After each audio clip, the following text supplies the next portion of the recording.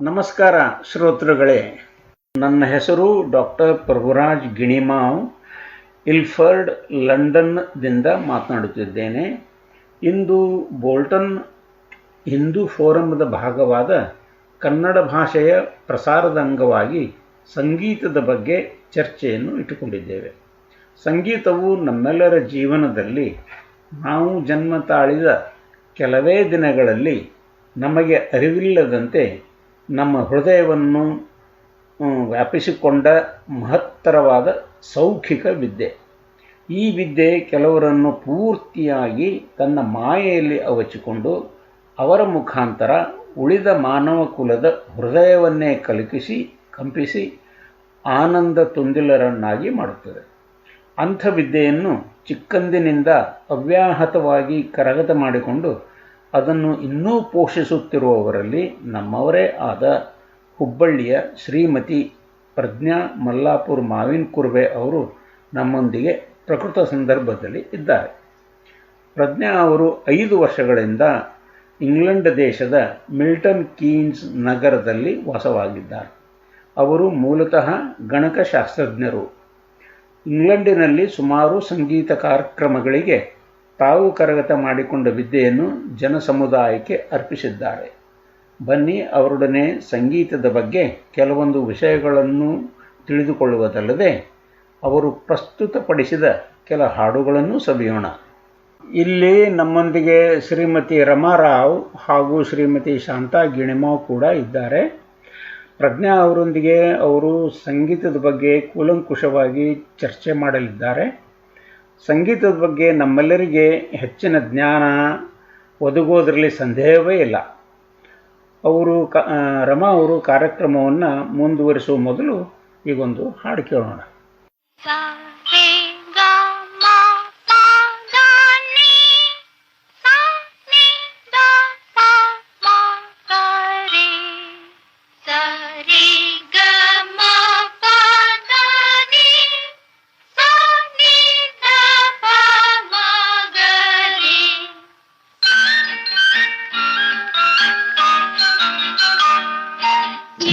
ಸ್ವರವು ಸೇರಿ ಸಂಗೀತವಾಯಿತು, 7 ಬಣ್ಣ ಸೇರಿ ಬಿಳಿಯ ಬಣ್ಣವಾಯಿತು.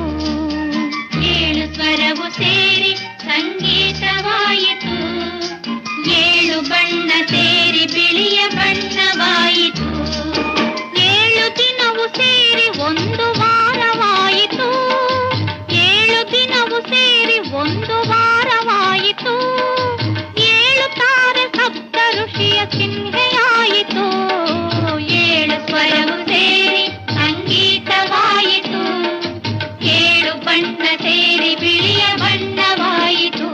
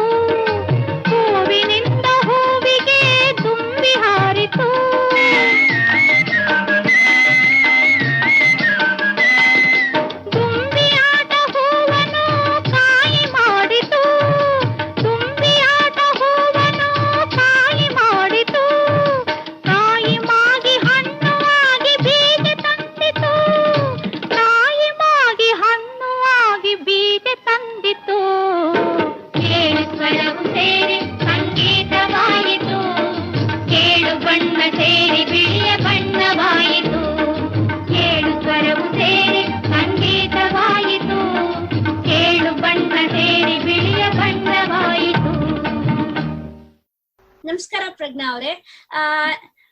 ನನಗೆ ನಿಮಗೆ ಸಂಗೀತದ ಬಗ್ಗೆ ಆಸಕ್ತಿ ಹೇಗ್ ಬಂತು, ಮತ್ತೆ ಅದರ ಬಗ್ಗೆ ನೀವು ಯಾವಾಗ ಶುರು ಮಾಡಿದ್ರಿ ಅಂತ ಹೇಳಕ್ಕೆ ಆಗತ್ತಾ? ನಮಸ್ಕಾರ ರಮ್ಮ ಅವ್ರೆ. ನಾನು ಚಿಕ್ಕವಳಿದ್ದಾಗಿಂದನೇ ಸಂಗೀತದಲ್ಲಿದ್ದೀನಿ. ನಿಜ ಹೇಳ್ಬೇಕಂದ್ರೆ ಹಸಿಗೂಸು ಇರುವಾಗ್ಲಿಂದಾನೆ ಅಂತ ಅನ್ಕೋಬಹುದು. ಯಾಕಂದ್ರೆ right from the age of couple of months, ನಾನ್ ಯಾವಾಗ 4-5 ತಿಂಗಳಿನ ಮಗು ಆಗಿದ್ದೆ, ಅವಾಗ್ಲಿಂದಾನೆ ನಮ್ ತಂದೆಯವರು, who is also a composer and a writer, ಅವರು ನನ್ಗೆ ಸ್ವತಃ ಲಾಲಿ ಹಾಡು ಬರೆದು ನನ್ಗೋಸ್ಕರ ಅಂತಾನೆ ಮಾಡಿರೋ ಲಾಲಿ ಹಾಡು ಹಾಡಿ ಜೋಗುಳ ತೂಗ್ಸಿ ಮಲ್ಗ್ಸೋವರೆಗೂ ನಾನ್ ಮಲ್ಗ್ತಾ ಇರ್ಲಿಲ್ವಂತೆ. So this is what I have heard from my mother. So I can say that I have got it in my blood. So ರಕ್ತದಲ್ಲೇ ಬಂದಿದೆ. ಸೊ ಅದನ್ನೇ ನಾನು ಮುಂದುವರ್ಸ್ಕೊಂಡು ಹೋಗ್ತಾ ಇದ್ದೀನಿ. So right from the age of 3 ನಾನ್ ಪ್ರಾಪರ್ಲಿ ಹಾಡಕ್ start ಮಾಡಿರೋದು. And that's the age when I started to learn. ಓ, ಬಹಳ ಖುಷಿ ಆಯ್ತು ಇದನ್ನ ಕೇಳಿ. ಅಷ್ಟು ಚಿಕ್ಕ ವಯಸ್ಸಲ್ಲಿ ನೀವು ಹಾಡ್ತಾ ಇದ್ರಿ ಅಂತಂದ್ರೆ ನಿಮ್ಮ ಈ ಅಚೀವ್ಮೆಂಟ್ ಇದೆಯಲ್ಲ ಈಗ, ಅದಕ್ಕೆ ಆಗ್ಲಿಂದೇ ಒಂದು ಹಾದಿ ಮಾಡ್ಕೊಂಡಿದ್ರಿ ಅನ್ಸುತ್ತೆ. Definitely all credit goes to my parents. ಏನಂತಾರಲ್ಲ, ಮನೆ ಮೊದಲ ಪಾಠಶಾಲೆ, ಪೇರೆಂಟ್ಸ್ ತಂದೆ ತಾಯಿಯೇ ಮೊದಲ ಗುರು. ಖಂಡಿತ ಇದು ನಿಮ್ ವಿಷಯದಲ್ಲಿ ಬಹಳ ಪ್ರೂವ್ ಆಗಿದೆ ಅನ್ಕೋತೀನಿ. ನೀವು ಮ್ಯೂಸಿಕ್ ನ ಯಾರು ನಿಮ್ಗೆ ಮೊದಲನೇ ಗುರು ಆಗಿ, ಅಂದ್ರೆ ಮನೆಯಿಂದ ಹೊರಗಡೆ ಯಾರು ಮೊದಲನೇ ಗುರು ಆಗಿದ್ದಾರೆ? ನಾನು ಮೊದಲನೇದಾಗಿ ಕಲ್ತಿರೋದಂದ್ರೆ ವಿದುಷಿ ಶ್ರೀಮತಿ ವಿನತಾ ಹಳದಿಪುರ್ ಅವ್ರ ಹತ್ರ. ಅವರು ನನ್ನನ್ನ ನೋಡಿದ್ದು ಒಂದು ಮ್ಯೂಸಿಕ್ ಪ್ಲಾಟ್ಫಾರ್ಮ್ ಅಲ್ಲಿ ನಾನು ಹಾಡ್ಬೇಕಾದ್ರೆ, ಒಂದು ಇವೆಂಟ್ ನಲ್ಲಿ, ಸೋಷಿಯಲ್ ಇವೆಂಟ್ ನಲ್ಲಿ. ಅವಾಗ ಐ ಥಿಂಕ್ ಐ ವಾಸ್ 3.5 ವರ್ಷದ ಮಗು ಆಗಿದ್ದೇನೋ ಏನೋ. ಅವಾಗ ನಾನ್ ಮೊದಲನೇ ಹಾಡಿರೋ ಹಾಡು ಅವರಿಗೆ ಕೇಳಿ ಅವ್ರು ತುಂಬಾ ಇಂಪ್ರೆಸ್ ಆಗಿದ್ರು. ಸೊ ಅವರು ಡೈರೆಕ್ಟ್ ಆಗಿ ನನ್ನ ಹತ್ರ ಬಂದ್ ಕೇಳಿದ್ರು, ಪುಟ್ಟ ನೀನ್ ನನ್ನ ಹತ್ರ ಕಲಿತೀಯ ಅಂತ. ಸೊ ಆ ಏಜ್ ನಿಂದಾನೆ ನಾನು ಹಾಡ್ಲಿಕ್ಕೆ ಚಾಲು ಮಾಡಿದ್ದು. And I am still continuing it now. Pragnya ಅವರೇ, ನೀವು ಯಾವಾಗಾದ್ರೂ ಪಬ್ಲಿಕ್ ನಾಗ ಪರ್ಫಾರ್ಮ್ ಮಾಡಿದರಾ? ಮತ್ ಯಾ ಏಜಿಗೆ ಮಾಡಿದಿರಿ? ಎಷ್ಟ್ ದೊಡ್ಡವ್ರಿದ್ರಿ ನೀವು? ನಾನು ಫಸ್ಟ್ ಆಗಿ ಪರ್ಫಾರ್ಮ್ ಮಾಡಿರೋದು ಆಸ್ ಐ ಸೆಡ್ ಅರ್ಲಿಯರ್ 3.5 ವರ್ಷದವಳಿದ್ದಾಗ. ಅದು ಒಂದ್ ಪಬ್ಲಿಕ್ ಪ್ಲಾಟ್ಫಾರ್ಮೇ ಆಗಿತ್ತು. ನಮ್ಮ ಮಠದ ಶ್ರೀ ಗುರುಗಳಾಗಿರುವಂತದ್ದು ಅಂತ ಸದ್ಯೋಜಾತ್ ಶಂಕರಾಶ್ರಮ್ ಸ್ವಾಮೀಜಿ ಅವರು ಹುಬ್ಳಿಗೆ, ನಮ್ಮೂರು, ನಾನು ಹುಬ್ಳಿ ಅವಳು. ಸೊ ನಮ್ಮೂರಿಗೆ ಪ್ರತಿ ವರ್ಷ ಶಿವರಾತ್ರಿ ಆಚರಿಸೋಕೆ ಬರ್ತಾ ಇದ್ರು. ಸೊ ಅವಾಗ ನಮ್ ಸಮಾಜದ ಸಾವಿರಾರು ಭಕ್ತರು ಎಲ್ಲರೂ ಸೇರ್ಕೊಳ್ತಾ ಇದ್ರು ಆ ಟೈಮ್ ನಲ್ಲಿ. ಅವಾಗ ಎಲ್ಲರೂ ಸ್ವಾಮಿಗಳ ಎದುರುಗಡೆ ಕೂತ್ಕೊಂಡು ಹಾಡೋದು, ಭಜನೆ ಮಾಡೋದು, ಪರ್ಫಾರ್ಮ್ ಮಾಡೋದು. Even classical artist from all over across the country and all across India ಬರ್ತಾ ಇದ್ರು, ಎಲ್ಲರೂ ಪರ್ಫಾರ್ಮ್ ಮಾಡ್ತಾ ಇದ್ರು. ಆ ವೇಳೆಗೆ ನನ್ನಲ್ಲಿರೋ ಟ್ಯಾಲೆಂಟ್ ಅನ್ನ ನೋಡ್ಕೊಂಡು ಒಬ್ರು ನನ್ನನ್ನ ಹಾಡಕ್ಕೆ ಪ್ರೋತ್ಸಾಹನೆ ಕೊಟ್ರು. So that was the first time I gathered all my courage and sat in front of the camera and also in front of the mic, and that was my first public appearance and my performance. So adana keli swamiji avರಿಗೆ ತುಂಬಾ ಖುಷಿ ಆಗಿತ್ತು. and ಅದೇ event ನಲ್ಲಿ ನನ್ಗೆ ನನ್ನ ಮೊದಲನೇ ಗುರು ಆಗಿದ್ದ ಶ್ರೀಮತಿ ವಿನುತಾ ಹಳದಿಪುರ್ ಅವರು ಸಿಕ್ಕಿದ್ದು. ಇದು ನಿಜವಾಗ್ಲೂ ಅಸಮಂಜಸ ಅಂತಾರಲ್ಲ ಕನ್ನಡದಲ್ಲಿ, ಹಂಗೆ 3.5 ವರ್ಷದ ಒಂದು ಸಣ್ಣ ಬಾಲಕಿ ಸ್ಟೇಜ್ ಮೇಲೆ ಪರ್ಫಾರ್ಮ್ ಮಾಡೋದನ್ನ ನಾನು ನೋಡೇ ಇಲ್ಲ ಅನ್ಕೋತೀನಿ, ಅಷ್ಟು ಚಿಕ್ಕ ಮಕ್ಕಳು ಮಾಡಿರೋದನ್ನ. I should say hats off you to you. Pragnya ಹಾಡಿದ್ದು ಒಂದು ಜಾನಪದ ಗೀತೆಯನ್ನು ಕೇಳೋಣ ಬನ್ನಿ.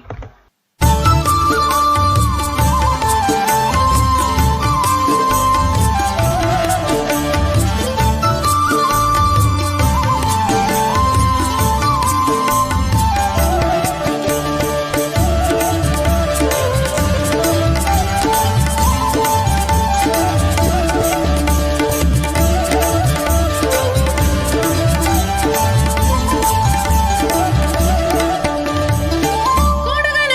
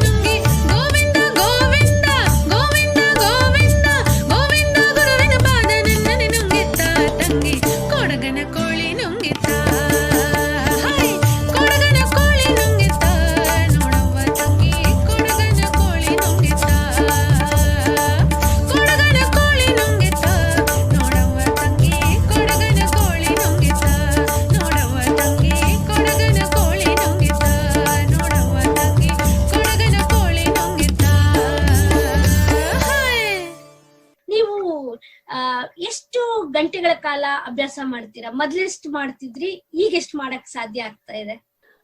ಮೊದಲನೇದಾಗಿ ರಿಯಾಜ್ ಮಾಡೋದು ಅಂದ್ರೆ, ರಿಯಾಜ್ ಅಂದ್ರೆ ಇಟ್ ಈಸ್ ಸಮಥಿಂಗ್ ನಾವು ಎವ್ರಿ ಡೇ ಮಾಡ್ಬೇಕು, ಪ್ರತಿ ದಿನ ಮಾಡ್ಬೇಕು. ಮುಂಚೆ ಹೇಗಿತ್ತು, I was just a learner. So at that time half an hour ಅಥವಾ 1 ಗಂಟೆ, ದಿನಕ್ಕೆ 1 ಗಂಟೆ ಕೂತ್ಕೊಂಡ್ರು ಸಾಕಾಗಿರ್ತಿತ್ತು. But since I have started giving stage appearances, stage performances, so ನಾನು ನನ್ನ ಪ್ರತಿಭೆಯನ್ನು ಹೆಚ್ಚಾಗಿ ಪಾಲಿಶ್ ಮಾಡೋ ಅವಶ್ಯಕತೆ ಇದೆ. So that polish comes only through riyaz. So and that riyaz, ಅದ್ರ ಅವಧಿ ಕೂಡ ಹೆಚ್ಚಿಂದ ಹೆಚ್ಚಾಗಿ ಹೋಗ್ತಾನೆ ಇರತ್ತೆ. So once you start growing right from the beginning till you reach your destination, there's no destination in music. You are just a traveler, so there's no destination, there's no end to learning. So once you start traveling, so every time ನೀವ್ ಏನೇನ್ ಕಲಿತಾ ಹೋಗ್ತಿರೋ ಪ್ರತಿ stage ಅಲ್ಲಿ ಅದನ್ನ ಅಭ್ಯಾಸ ಮಾಡ್ಕೊಳಕ್ಕೆ ಅಥವಾ ಅದನ್ನ ಪಾಲಿಶ್ ಮಾಡ್ಕೊಳಕ್ಕೆ ಟೈಮ್ ಕೂಡ ಅಷ್ಟೇ ಹೆಚ್ಚಾಗ್ತಾ ಹೋಗುತ್ತೆ. So right from the beginning I started with half an hour to 45 minutes. ಈಗ ನನ್ಗೆ ಪ್ರತಿದಿನ 1 ಗಂಟೆಯಿಂದ 1.5 ಗಂಟೆಯಿಂದ 2 ಗಂಟೆವರೆಗೂ ಆಗುತ್ತೆ ರಿಯಾಜ್ ಮಾಡಕ್ಕೆ. ಅಷ್ಟು ಟೈಮ್ ತಗೊಳ್ತೀನಿ ನಾನು. And even in the weekends, because I still even learn ನಾವ್. ಸೊ ವೀಕೆಂಡ್ಸ್ ನಲ್ಲಿ ಅಲಾಂಗ್ ವಿತ್ ದ ರಿಯಾಜ್ 1 ಗಂಟೆ ನಂದು ಕಲಿಯೋದ್ರಲ್ಲೂ ಹೋಗುತ್ತೆ. So that comes to 3 to 4 hours in the weekends. So ಹಂಗಾಗಿ and that much amount of time I still feel it's very less. ಅದಿನ್ನೂ ಕಡಿಮೆ ಅಂತಾನೆ ನನ್ಗೆ ಅನ್ಸತ್ತೆ. ನಾವೆಲ್ಲ ಇಲ್ಲಿದೀವಿ, ನಮ್ ಮನೆ ಎಲ್ಲ ಅಂದ್ರೆ ಮನೆ, ಸಂಸಾರ, ಕೆಲ್ಸ ಎಲ್ಲ ನೋಡ್ಕೊಂಡು ನಾವು ಎಷ್ಟು ಟೈಮ್ ಕೊಡಕ್ಕಾಗತ್ತೋ ಅಷ್ಟು ಕೊಡ್ಲೇಬೇಕು. And even if I am giving this much of time, I still feel it is very very less. ಅಲ್ಲ, ಇಷ್ಟು ಮ್ಯೂಸಿಕ್ ಬಗ್ಗೆ ನೀವು ಹೇಳಿದ್ರಿ, ನಮ್ಗ ಅದ್ರದ್ದು ತಾಳ ಇದೆಲ್ಲ ಏನೂ ಗೊತ್ತಿಲ್ಲ. ಮ್ಯೂಸಿಕ್ ಬಗ್ಗೆ ಇಷ್ಟೇ ಕೇಳ್ತೇವೆ ಅಷ್ಟೇ, ಚೆನ್ನಾಗಿದ್ದಿದ್ದು ಮ್ಯೂಸಿಕ್ ಕೇಳ್ತೇವಿ. ನೀವು ಏನ್ ಹೇಳ್ತೀರಾ ರಾಗ ಮತ್ ತಾಳ ಮತ್ ಭಾವ್ಯ ಬಗ್ಗೆ ಏನ್ ಹೇಳ್ತೀರಾ ನೀವು ಮ್ಯೂಸಿಕ್ ನಾಗ? ಮ್ಯೂಸಿಕ್ ಅಂದ್ರೆ it is made of 7 notes, ಸ ರೇ ಗ ಮ ಪ ಧ ನಿ ಸ. ಸೊ ಆ ಕಾಂಬಿನೇಷನ್ ಅನ್ನ ಡಿಫ್ರೆಂಟ್ ಆಗಿ ಡಿಫ್ರೆಂಟ್ ಪ್ಯಾಟರ್ನ್ಸ್ ಅಲ್ಲಿ ಹಾಡೋದ್ರಿಂದ ಬೇರೆ ಬೇರೆ ರಾಗಗಳು ಹುಟ್ಟುತ್ತವೆ. ಈಗ ಸರೆಗಮ ಪದನಿಸ ಮದಲ್ಲಿ 2 ಪ್ರಕಾರ ಇದೆ, ಶುದ್ಧ ಮಧ್ಯಮ್, ತೀವ್ರ ಮಧ್ಯಮ್. ಇದೆಲ್ಲ for a basic man it's definitely difficult to understand. But when it comes to music, raga ಅಂದ್ರೆ ಏನು? ಈ ಸ್ವರಗಳು ಅಳವಡಿಸ್ಕೊಂಡಿರುವಂತ ಒಂದು ಸರ್ಕಲ್ ಅನ್ನ ರಾಗ ಅಂತೀವಿ. ಒಂದು ರಾಗ ಒಂದು ಭಾವವನ್ನ ತರತ್ತೆ, ಆ ಭಾವವನ್ನ ಒಂದು ಲಯದಲ್ಲಿ, ಒಂದು ತಾಳದಲ್ಲಿ ಹಿಡ್ಕೊಂಡು ಹಾಡೋದು, ಅದೇ ಒಂದು ಪದ. ಆ ಪದದಲ್ಲಿ ಒಂದು ರಾಗ ಕೂಡ ಇರುತ್ತೆ. ಆ ರಾಗವನ್ನು ಹಾಡಕ್ಕೆ, ಆ ಪದವನ್ನು ಹಾಡಕ್ಕೆ ಒಂದು ರಾಗ ಕೂಡ ಇರುತ್ತೆ, ಒಂದು ತಾಳ ಕೂಡ ಇರುತ್ತೆ, ಒಂದು ಲಯ ಕೂಡ ಇರುತ್ತೆ. ಆದ್ರೆ ಇದ್ ಅಷ್ಟೇ ಇದ್ರೆ ಸಾಕಾಗಲ್ಲ. It wouldn't connect to the audience, to the people who are listening. Bhava is absolutely important. ಭಾವ ಇಲ್ದಿದ್ರೆ ಅದು ಬರೀ ಒಂದು ಪದ.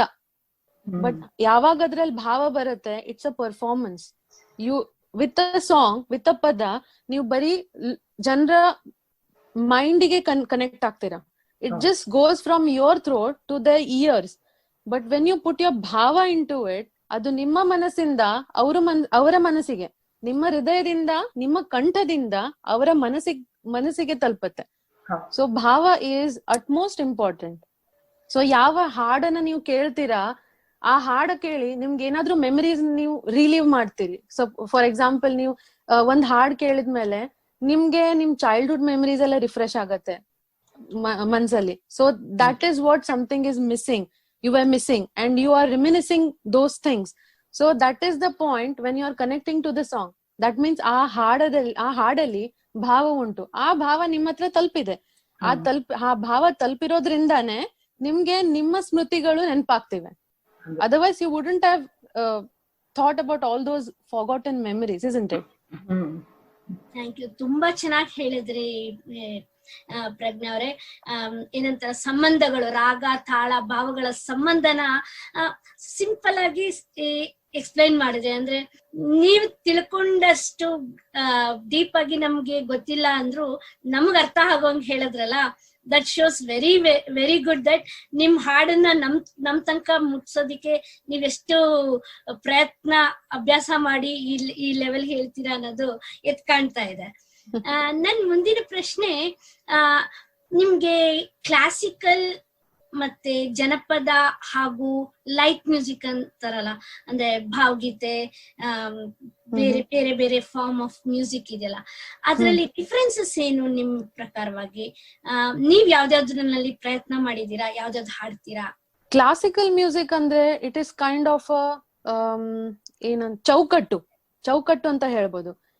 ಆ ಚೌಕಟ್ಟಿನಲ್ಲಿ ಏನ್ ಜ್ಞಾನ ಇದೆಯೋ ಆ ಜ್ಞಾನವನ್ನ ಯುಟಿಲೈಸ್ ಮಾಡ್ಕೊಂಡು ಜನಪದ, ಭಾವ, ಭಕ್ತಿಗೀತೆ, ಫಿಲ್ಮ್ ಸಾಂಗ್ಸ್ ಇವೆಲ್ಲ ಒರಿಜಿನೇಟ್ ಆಗಿವೆ. ಸೊ ಆ ಚೌಕಟ್ಟಲ್ಲಿ ಏನ್ ಬರುತ್ತೆ? ಸ್ವರಗಳು ಬರುತ್ತೆ, ರಾಗಗಳು ಬರುತ್ತವೆ, ತಾಳ ಬರುತ್ತೆ, ಲಯ ಬರುತ್ತೆ. ಈಗ ಈಗ ನೀವು ನನ್ನನ್ನ ಕೇಳ್ಬೋದು, what is the difference between classical music and all the other sub forms of it? Classical ಅಂದ್ರೆ it is, as I said, ಅದು ಒಂದು ಬೌಂಡ್ರಿ, ಚೌಕಟ್ಟು. ಆ ಚೌಕಟ್ಟಲ್ಲಿ ಇತ್ಕೊಂಡೆ ನೀವು ಹಾಡ್ಬೇಕು. It when you sing something being in that boundary, it is called as classical music. For example, Yaman ರಾಗದಲ್ಲಿ ಮ ತೀವ್ರವಾಗಿದೆ, ನೀರೇ ಗ ಮ, ಇದು ತೀವ್ರ ಮಧ್ಯಮ. ಅದೇ ಮಧ್ಯಮ ನಿಮ್ಗೆ ಬೇರೆ ರಾಗದಲ್ಲಿ ಬಂದೇ ಬರುತ್ತೆ ಅಂತ ಇಲ್ಲ. ನೀರೇ ಗ ಮ ಧ ನಿ ಸಾ, ಇದು ಯಮನ ರಾಗ. ಇದನ್ನ ಯಮನ ರಾಗನಂತಾನೆ ಕರೆಯೋದು, ಯಾಕಂದ್ರೆ ಇದರಲ್ಲಿ ತೀವ್ರಮ ಇರುತ್ತೆ. And the way you sing, the pattern, that pattern is Yaman. ಈಗ ನನ್ನ ಹೆಸರು Prajna. So anybody who sees me knows that I am Prajna. So likewise it is an identity of a raga. ಹಾಗೆ ಆ ಶುದ್ಧ ಮಧ್ಯಮ ಅಥವಾ ಆ ತೀವ್ರ ಮಧ್ಯಮ ಅಥವಾ ಬೇರೆ ಯಾವುದೇ ಸ್ವರ ಬೇರೆ ರಾಗದಲ್ಲೂ ಬರ್ಬೋದು, but the way to sing it would be different because that is a different raga, that is not yaman. So yaman is something different and different raga. For example, bhoop, it is different. So ಎರಡು same ಆಗಲ್ಲ. So ಆ ಪದ್ಧತಿಯಲ್ಲೇ ಆ ರಾಗವನ್ನು ಹಾಡ್ಬೇಕು. So ಅದಕ್ಕೆ classical form is a difficult form because it has some restrictions. ಆ restrictions ಅಲ್ಲೇ ಇತ್ಕೊಂಡು ಹಾಡ್ಬೇಕು. ಸೊ ಅದನ್ನ as a base, as a foundation, ಬೇರೆ ಫಾರ್ಮ್ಸ್ ಗಳು ಹೇಗೆ ಒರಿಜಿನೇಟ್ ಆದ್ವು? ಈಗ ಯಮನ್ ರಾಗದಲ್ಲಿ ಬಹಳಷ್ಟು ಭಾವಗೀತೆಗಳು, ಭಕ್ತಿಗೀತೆಗಳು ಇವೆ. ಈಗ ಫಾರ್ ಎಕ್ಸಾಂಪಲ್ ಐ ಕ್ಯಾನ್ ಸೇ ಭಾವಗೀತೆ ಯಾವ ಮೋಹನ ಮುರಳಿ ಕರೆಯಿತು, ಇದನ್ನ ನೀವು ತಗೊಂಡ್ರೆ it is in raag Yaman. ಯಾವ ಮೋಹನ ಮುರಳಿ ಕರೆಯಿತು ದೂರ ತೀರಕ್ಕೆ ನಿನ್ನನು, ಯಾವ ವೃಂದಾವನವು ಸೆಳೆಯಿತು ನಿನ್ನ ಕಣ್ಣಿನ ಮಣ್ಣನು, ಯಾವ ಮೋಹನ ಮುರಳಿ ಕರೆಯಿತು ದೂರ ತೀರಕ್ಕೆ ನಿನ್ನನು. ಇದ್ರಲ್ಲಿ ತೀವ್ರಮ ನಾನ್ ಹೇಳಿರೋದು ಅದ್ರ ಎಕ್ಸಿಸ್ಟೆನ್ಸ್ ಕಾಣುತ್ತೆ. So that's why we can relate that song to raag Yaman. So it is sung in only in that way, we cannot sing it in any other way. So ಹೀಗೆ ಆ ಕ್ಲಾಸಿಕಲ್ ಫಾರ್ಮ್ಯಾಟಿನ ಬೌಂಡ್ರಿಯಿಂದ ನಾವು ರಾಗ ಯಮನ್ನ ಪಿಕ್ ಮಾಡ್ಕೊಂಡು ಭಾವಗೀತೆಯನ್ನ ಫಾರ್ಮ್ ಮಾಡಿದೀವಿ. So I can say that classical music is the core, is the basic, is the foundation, is the mother to all the other forms of music. So ಅದನ್ನ base ಆಗಿ ಇಟ್ಕೊಂಡು ಬೇರೆ ಬೇರೆ ರಾಗದಲ್ಲಿ ಭಕ್ತಿಗೀತೆಗಳು, ಭಾವಗೀತೆಗಳು, ಬೇರೆ ಬೇರೆ ತಾಳದಲ್ಲಿ, ಲಯದಲ್ಲಿ ವಿತ್ ಡಿಫ್ರೆಂಟ್ ಭಾವಾಸ್ ಎಲ್ಲ ಒರಿಜಿನೇಟ್ ಆಗಿವೆ. ತುಂಬಾ ಚೆನ್ನಾಗಿ ಹೇಳಿದ್ರಿ. ಆಕ್ಚುಲಿ ಏನಂತಾರ, ನೀವ್ ಒಳ್ಳೆ ಎಕ್ಸಾಂಪಲ್ ಕೊಟ್ರಿ. One of my favourite song ಅದು. ಅದು ಅಂದ್ರೆ ಫಿಲಿಮ್ ಅಲ್ಲೇ ಬೇರೆ ರಾಗದಲ್ಲಿದೆ, ಮತ್ತೆ ಭಾವಗೀತೆನಲ್ಲೇ ಬೇರೆ ರಾಗದಲ್ಲಿದೆ. It's a good example as well. ಮುಂದಿನ ಪ್ರಶ್ನೆ, ಒಂದು ಸಿಂಗರ್ಗೆ ಆಡಿಯನ್ಸ್ ನಲ್ಲಿ ನೀವು ಏನನ್ನ ಕನ್ವೆ ಮಾಡ್ತಿರ್ತೀರಾ? ಅಂದ್ರೆ ನೀವು ಒಂದು ಹಾಡ್ ಹೇಳ್ಬೇಕಾದ್ರೆ ನೀವೇನೋ ಒಂದು ಕನ್ವೆ ಮಾಡೋದಿರುತ್ತೆ. ಅಂದ್ರೆ ನಿಮ್ಮ ಮೂಡ್ಸ್ ಆಫ್ ಯುವರ್ ಸಾಂಗ್ಸ್, ಅದನ್ನ ಹೇಗ್ ಮಾಡ್ತೀರಾ ನೀವು? ಅಥವಾ ಯಾವ ರೂಪದಲ್ಲಿ ಮಾಡ್ತೀರಾ? ನಿಮ್ಮ ಟ್ಯಾಕ್ಟಿಕ್ಸ್ ಏನು? So here is the best example I can take is ಅಮ್ಮ ನಿನ್ನ ಎದೆಯಾಳದಲ್ಲಿ ಗಾಳಕ್ಕೆ ಸಿಕ್ಕ ಮೀನು, ಈ ಭಾವಗೀತೆ. I have heard a lot of people singing this song and ಸ್ವಲ್ಪ ಜನ ಹಾಡ್ತಾರೆ, ಅದ್ರಲ್ಲಿ ಭಾವ ಇರತ್ತೆ, ಅಂಡ್ ಸ್ವಲ್ಪ ಜನ ಹಾಡ್ತಾರೆ ಅದ್ರಲ್ಲಿ ಭಾವ ಇರಲ್ಲ. ಪ್ರಾಧಾನ್ಯತೆ ಬರೀ ರಾಗಕ್ಕೆ ತಾಳಕ್ಕೆ ಕೊಟ್ಟಿರ್ತಾರೆ. ಎಲ್ಲಿ ಅವ್ರ ರಾಗ ತಪ್ಪತ್ತು ಅನ್ನೋ ಭಯದಿಂದ ಆ ಭಾವವನ್ನೇ ತರೋದನ್ನ ಮರ್ತ್ ಬಿಡ್ತಾರೆ. ಹಂಗಾಗಿ ಇದ್ರಿಗೆ ಯಾವ ಆಡಿಯನ್ಸ್ ಕೂತಿರತ್ತೋ ಅದಕ್ಕೆ ಅದು ಕನ್ವೆ ಆಗೋದೇ ಇಲ್ಲ. So one thing that is utmost important when you sing is bringing the actual bhava in the song. As I said, ಭಾವ ಇಲ್ದಿದ್ರೆ ಏನೂ ಇಲ್ಲ. ಭಾವ ಇಲ್ದಿದ್ರೆ ಸಾಂಗ್ ಬರೀ ಸಾಂಗ್ಗೆ. When you bring your bhava into a song, it becomes a presentation, and presentation audience reach ಆಗೋದು. ಇದ್ರ ಒಂದು ಎಕ್ಸಾಂಪಲ್ ನಾನು ಕೊಡ್ತೀನಿ. ಇದು ಸಾಂಗ್ ಅಮ್ಮ ನಿನ್ನ ಎದೆಯಾಳದಲ್ಲಿ. I'll sing it in two ways, one with bhava and one without bhava. See how important it is to bring in the bhava in a song. First way, amma ninna ಎದೆಯಾಳದಲ್ಲಿ ಗಾಳಕ್ಕೆ ಸಿಕ್ಕ ಮೀನು ಮಿಡುಕಾಡುತ್ತಿರುವೆ ನಾನು. So this is one line. So this is one way. And the second type, amma ninna ಎದೆಯಾಳದಲ್ಲಿ ಗಾಳಕ್ಕೆ ಸಿಕ್ಕ ಮೀನು ಮಿಡುಕಾಡುತ್ತಿರುವೆ ನಾನು ಮಿಡುಕಾಡುತ್ತಿರುವೆ ನಾನು. So which one do you think has more impact? Second one ಅನ್ಕೋತೀನಿ. ಭಾವ. And why do you think it is? ಅಂದ್ರೆ ಅದ್ರಲ್ಲಿ ತನ್ನ ನೋವನ್ನ ತೋರ್ಪಡಿಸಿದೀರಾ ಆ ಹಾಡು. ಎಕ್ಸಾಕ್ಟ್ಲಿ. ಆ ನೋವಿನ ಭಾವ ಸೆಕೆಂಡ್ ಟೈಪ್ ಅಲ್ಲಿ ಬಂದಿದೆ. ಅಂದ್ರೆ that is how you present a song.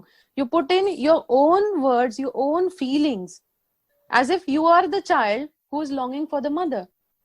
ತುಂಬಾ ಚೆನ್ನಾಗಿ ಹೇಳಿದ್ರಿ. ನಿಜ ಹಾಡು ಬಹಳ ಚೆನ್ನಾಗಿದೆ ಅದು ಅಲ್ಲ.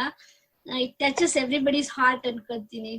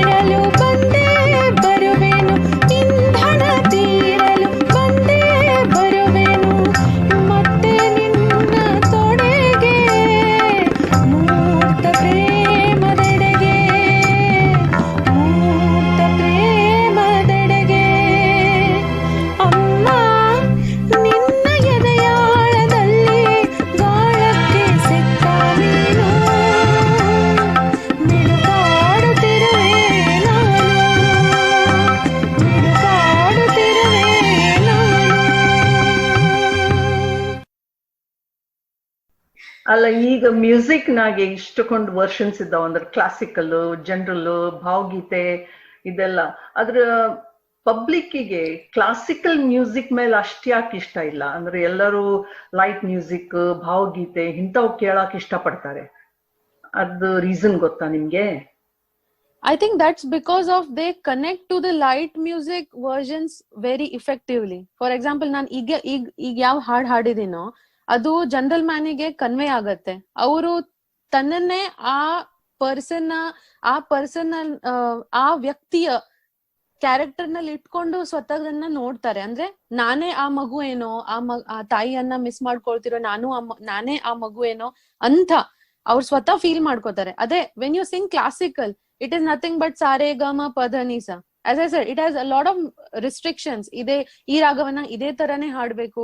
There's nothing other than alap, alankar, tan, murki, harkat ಇವೆಲ್ಲ ಇರುತ್ತೆ. So you can't really relate to it until and unless you have a keen knowledge and you have a very keen interest in it, classical music. So ಯಾರಿಗೆ ಅದು ರಕ್ತಗತವಾಗಿ ಅಥವಾ ಹವ್ಯಾಸಿಕವಾಗಿ music ಬಂದಿದೆಯೋ ಅವರಿಗಷ್ಟೇ ಅದ್ ಇಷ್ಟವಾಗೋದು.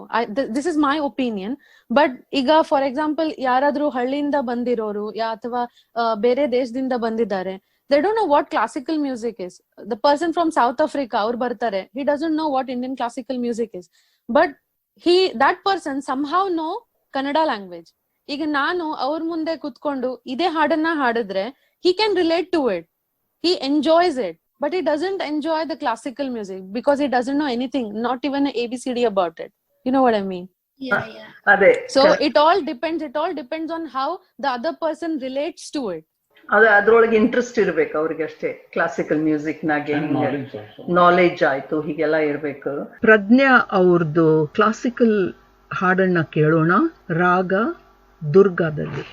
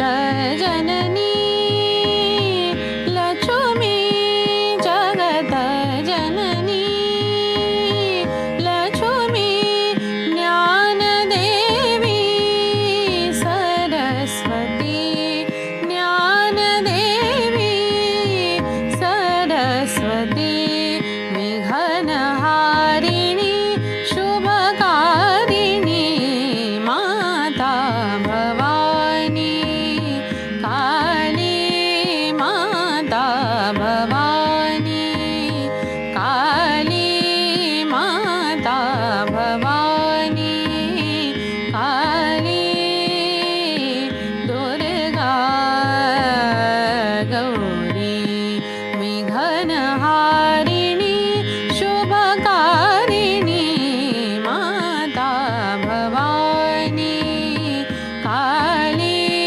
माता भवानी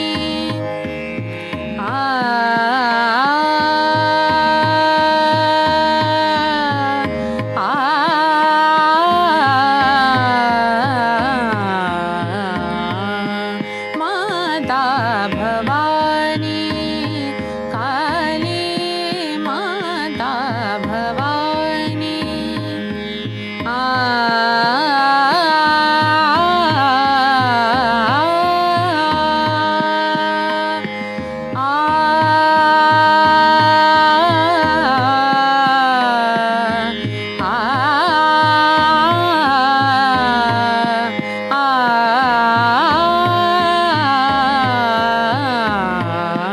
माता भवानी काली माता भवानी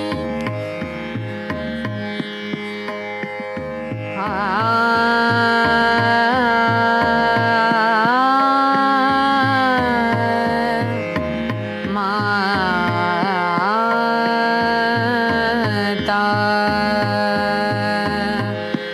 रे ना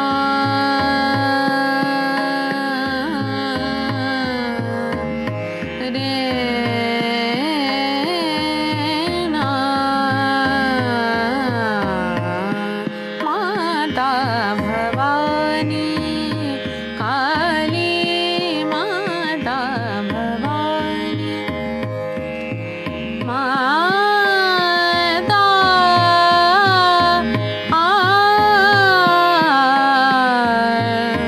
हे माता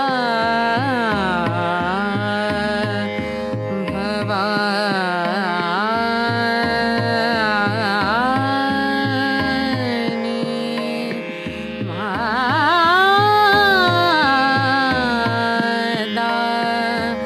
माता माता भवानी काली माता भवानी हे माता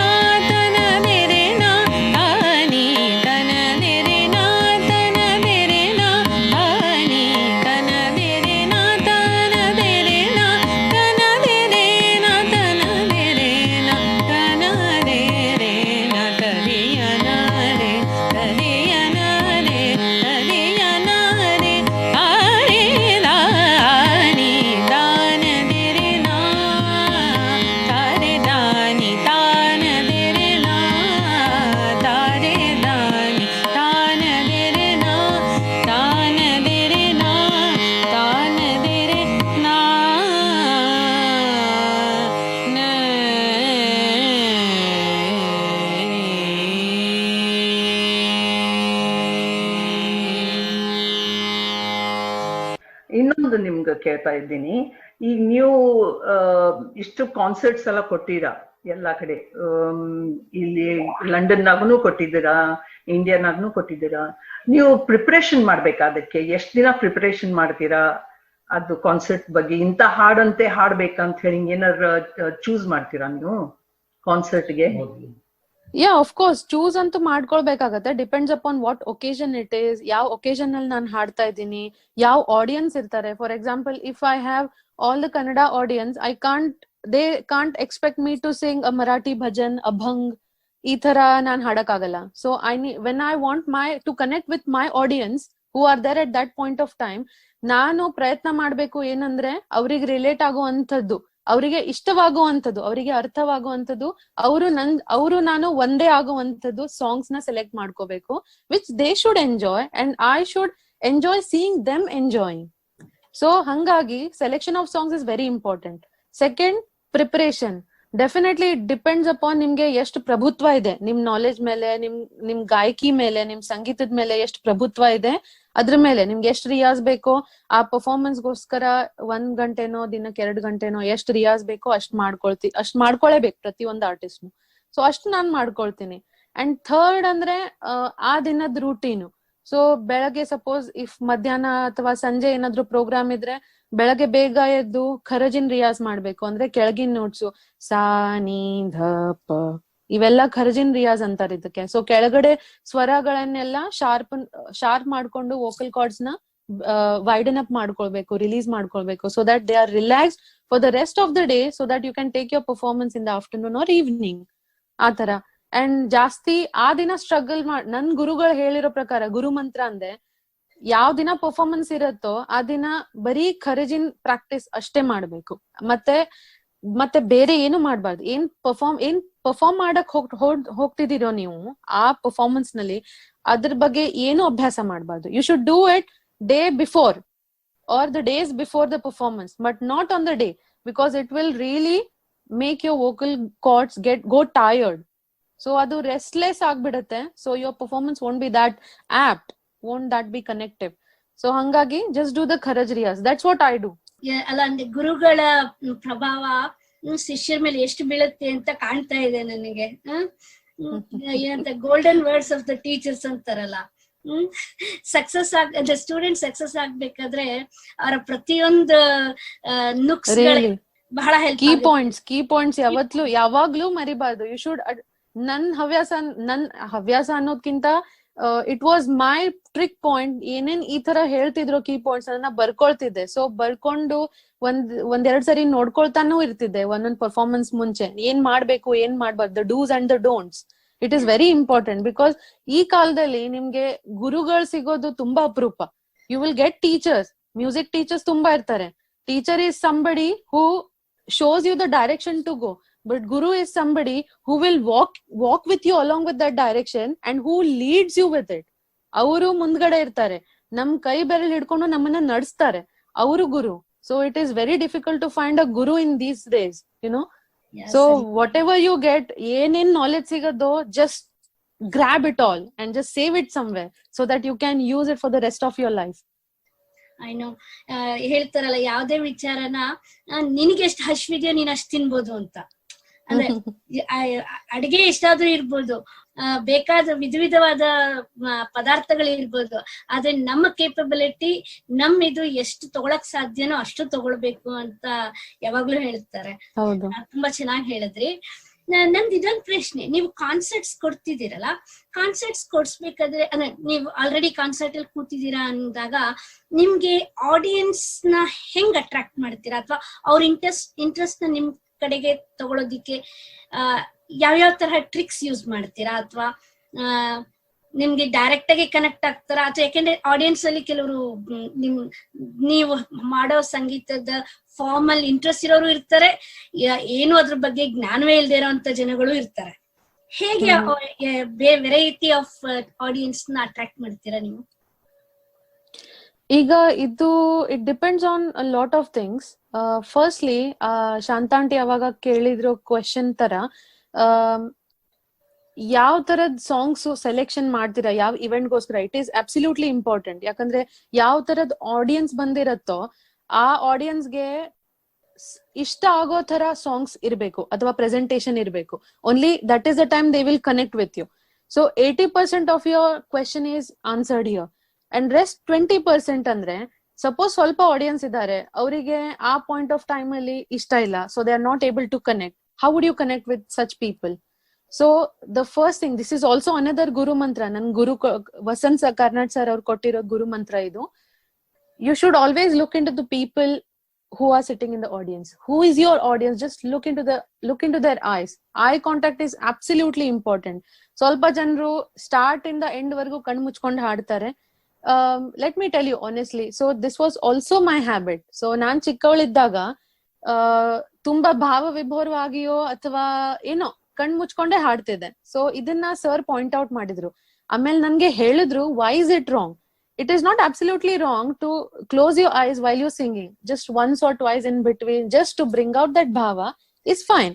ಆದ್ರೆ ಕಂಪ್ಲೀಟ್ಲಿ ಐಸ್ ಕ್ಲೋಸ್ ಮಾಡ್ಕೊಂಡಿದ್ರೆ ಇದ್ರಗಡೆ ಮನುಷ್ಯನಿಗೆ ಅನ್ಸುತ್ತೆ, she is not looking at me, ಅವ್ರು ನನ್ನ ಹತ್ರ ನೋಡ್ತಾನೆ ಇಲ್ಲ, so that means I am not important.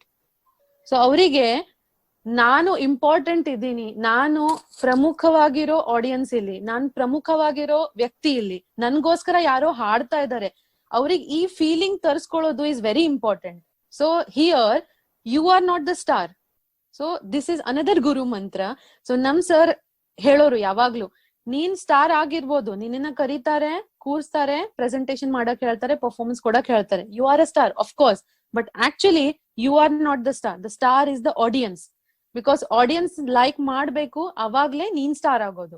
So when audience starts enjoying, that means you have given 100% justice to your performance. So connecting with the audience with the eye contact and a smile on a face is absolutely important. This is second point. ಯಾವಾಗ್ಲೂ ನಗುಮುಖವಾಗಿನೇ performance ಕೊಡ್ಬೇಕು. Although it is a little bit ಗಂಭೀರವಾದ ರಾಗ ಇಲ್ಲಿ, ಏನೋ ಇಲ್ಲಿ pleasant feel ಇರ್ಬೇಕು face ನಲ್ಲಿ, so that it attract somebody who sitting in front of you know. So ನೀವು if you don't have the pleasant feel on your face or pleasant ಆಗಿರೋ look ಇಲ್ಲ ನಿಮ್ ಮುಖದ ಮೇಲೆ, ಸೊ ಇದ್ರಗಡೆ ಕೂತಿರೋರ್ಗೆ ಅನ್ಸತ್ತೆ ನಾನೇನೋ ಹಾಡ್ತಾ ಇದ್ದೀನಿ but I am not so interested, YONO. Again we should make them feel that they are important. ಅವ್ರೇನೋ ಹಾಡಕ್ ಕೇಳಕ್ ಬಂದಿದ್ದಾರೆ, ನಾವು ಅವ್ರನ್ನ ಪ್ಲೀಸ್ ಮಾಡ್ತಾ ಇದ್ದೀವಿ, ನಾವು ನಮ್ಮ ಟ್ಯಾಲೆಂಟ್ ಅವ್ರಿಗೆ ತೋರಿಸ್ತಾ ಇದ್ದೀವಿ, because they have spent a time from the schedule. ಅವ್ರು ಬಂದಿದ್ದಾರೆ ಇಲ್ಲಿ ನಮಗೋಸ್ಕರ, so we are singing for them. So it is absolutely important to make note of all these small nuances. ಆಮೇಲೆ ಇದು ಪ್ರಜ್ಞೆ ಅವರೇ, 2 ಟೈಪ್ ಆಫ್ ಅಂದ್ರೆ ನಾ ಕೇಳಿಸ್ಕೊಂಡಿದ್ದ ಮ್ಯೂಸಿಕ್ ಇದಾವ, ಹಿಂದೂಸ್ತಾನಿ ಮತ್ ಕರ್ನಾಟಕಿ. ಇದ್ರೊಳಗೆ ಡಿಫ್ರೆನ್ಸ್ ಏನು ಮತ್ ನೀವು ಕಲ್ತಿದ್ದೇನು? ಹಿಂದೂಸ್ತಾನಿ ಕಲ್ತಿರೋ ಇನ್ ಕರ್ನಾಟಕ ಕಲ್ತಿರೋ, ಅಂಡ್ ಸ್ವಲ್ಪ ಡಿಫ್ರೆನ್ಸ್ ಏನಿದೆ ಅಂತ ಹೇಳಿದ್ರೆ? ಶೋರ್. ಈಗ ಸಂಗೀತ ಅಂತ ಬಂದ್ರೆ ಅದ್ರಲ್ಲಿ 2 ಪ್ರಕಾರ ಇದೆ. ಇದು ನಾವು ಇದು ಹೇಗೆ ಬಂತು, ಒರಿಜಿನೇಟ್ ಹೇಗಾಯ್ತು ಅನ್ನೋದು ಸ್ವಲ್ಪ ಇನ್ನು ಕನ್ಫ್ಯೂಷನ್ ಅಲ್ಲೇ ಇದೆ. But as I have learn from my ಗುರೂಸ್, 2 ಪ್ರಕಾರದ ಪದ್ಧತಿ ಇದೆ. ಉತ್ತರ ಭಾರತೀಯ ಗಾಯನ ಶಾಸ್ತ್ರವನ್ನ ಹಿಂದೂಸ್ತಾನಿ ಕ್ಲಾಸಿಕಲ್ ಮ್ಯೂಸಿಕ್ ಅಂತಾರೆ. ದಕ್ಷಿಣ ಭಾರತೀಯ ಸಂಗೀತ ಪದ್ಧತಿಯನ್ನ ಸೌತ್ ಇಂಡಿಯನ್ ಅಂದ್ರೆ ಕರ್ನಾಟಕ್ ಕ್ಲಾಸಿಕಲ್ ಮ್ಯೂಸಿಕ್ ಅಂತ ಹೇಳ್ತಾರೆ. ಸೊ ಕರ್ನಾಟಕ್ ಮ್ಯೂಸಿಕ್ ಅಂದ್ರೆ ಭಾವ, ಲಯ, ಸ್ವರ, ತಾಳ ಪ್ರಧಾನವಾದದ್ದು.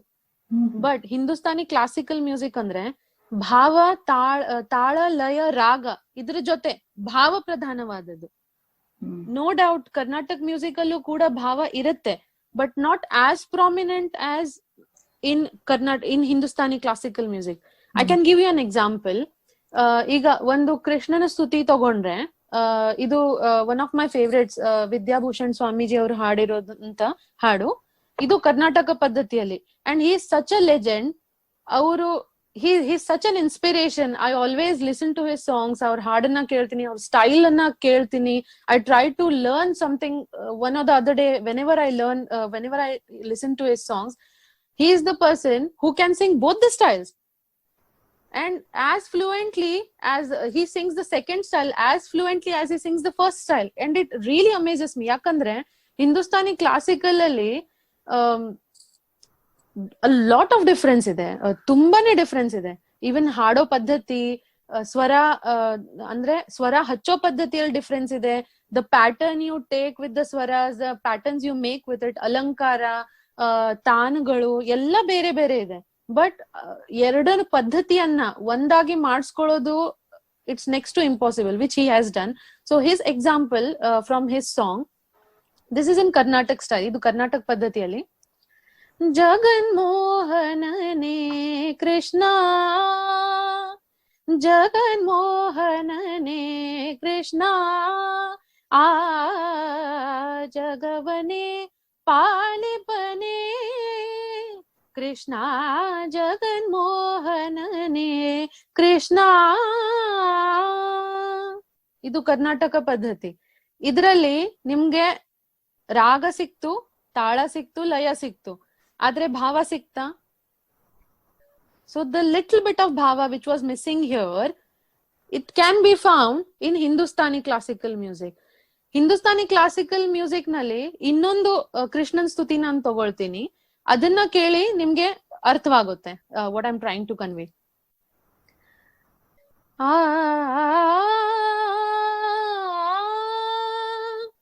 ಬಾಜೆ ಮುರಳಿಯ ಬಾಜೆ, ಬಾಜೆ ರೇ ಮುರಳಿಯ ಬಾಜೆ, अधर धरे मोहन मुरली पर, होठ पे माया बिराजे, बाजे मुरलिया बाजे, बाजे रे मुरलिया बाजे.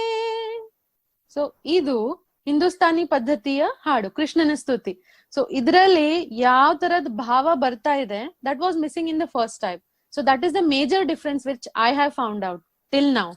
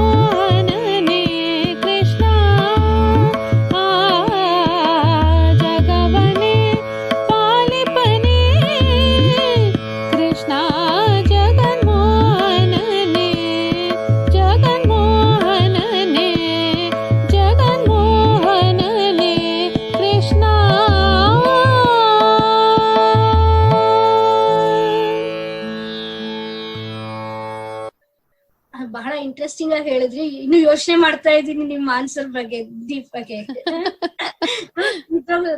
ಏನಂತಾರಲ್ಲ, ತಿಳ್ಕೊಳ್ಳೋದು ಸಂಗೀತದಲ್ಲಿ ಬರೀ ಹಾಡೋದನ್ ಜೊತೆಗೆ ಬಹಳಷ್ಟು ವಿಷಯಗಳನ್ನ ತಿಳ್ಕೊಳ್ಳೋದಿರುತ್ತೆ ಅಂತ ಕಾಣಿಸ್ತಿದೆ. ನನಗೆ ಒಂದು ಅಂದ್ರೆ ತುಂಬಾ ಪರಿಚಿತ ಇಲ್ಲ ನಾವು ಹಿಂದೂಸ್ತಾನಿ ಸಂಗೀತದ ಬಗ್ಗೆ ಸೌತ್ ಅಲ್ಲಿ. ನನಗೆ ಈ ಘರಾನಾ ಬಗ್ಗೆ ಒಂದ್ ಸ್ವಲ್ಪ ಮಾಹಿತಿಗಳು ಕೊಡ್ತೀರಾ? ಖಂಡಿತವಾಗಿ. ಘರಾನಾ ಪದ್ಧತಿ ಯಾವಾಗಿಂದ ಶುರು ಆಯ್ತು ಅಂದ್ರೆ, ಗುರು ಶಿಷ್ಯ ಪರಂಪರೆ. Music, be it any kind of form, be it singing ಅಥವಾ ತಬ್ಲಾ ವಾದನ ಇರ್ಲಿ ಅಥವಾ ಎನಿ ಇನ್ಸ್ಟ್ರೂಮೆಂಟ್ ಸಂಬಂಧಪಟ್ಟಿರೋದಾಗ್ಲಿ.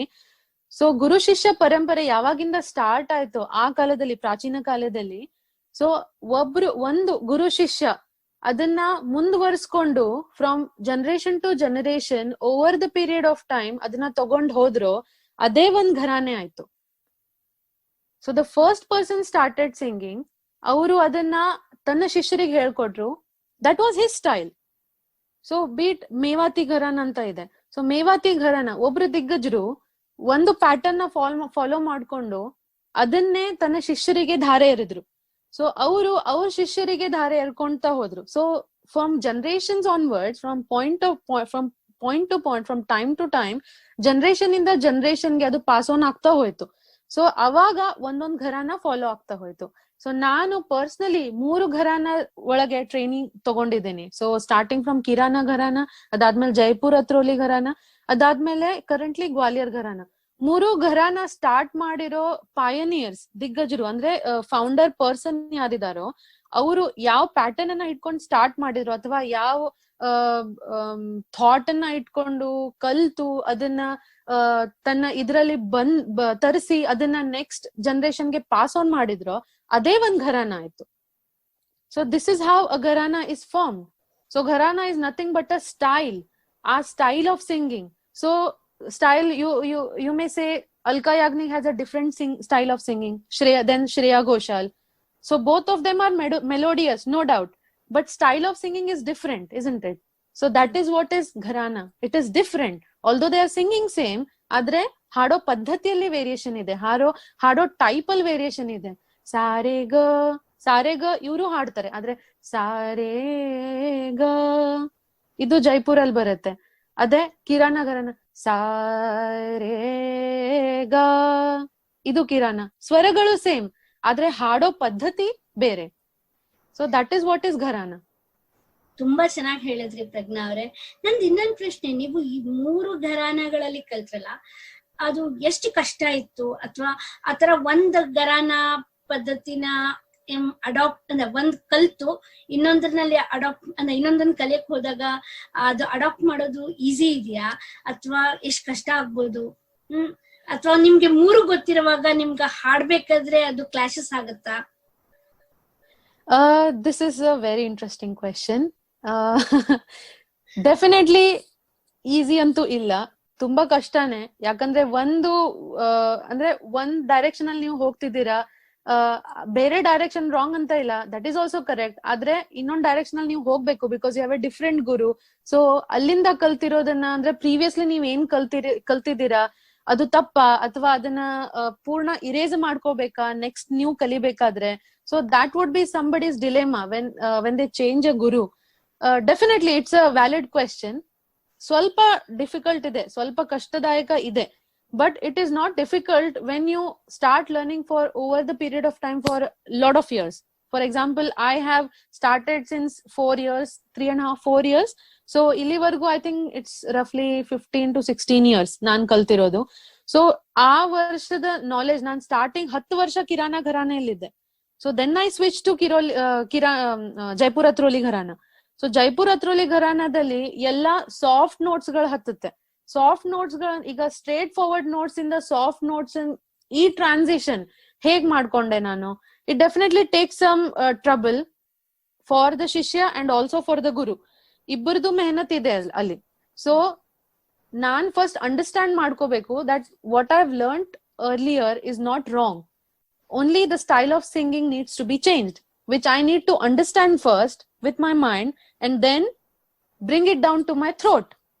ಸೊ ಅದು I think it's over the period of time by practice ನಿಮ್ಗೆ ಬಂದೇ ಬರುತ್ತೆ. But it takes definitely a lot of a lot of trouble, a lot of dedication.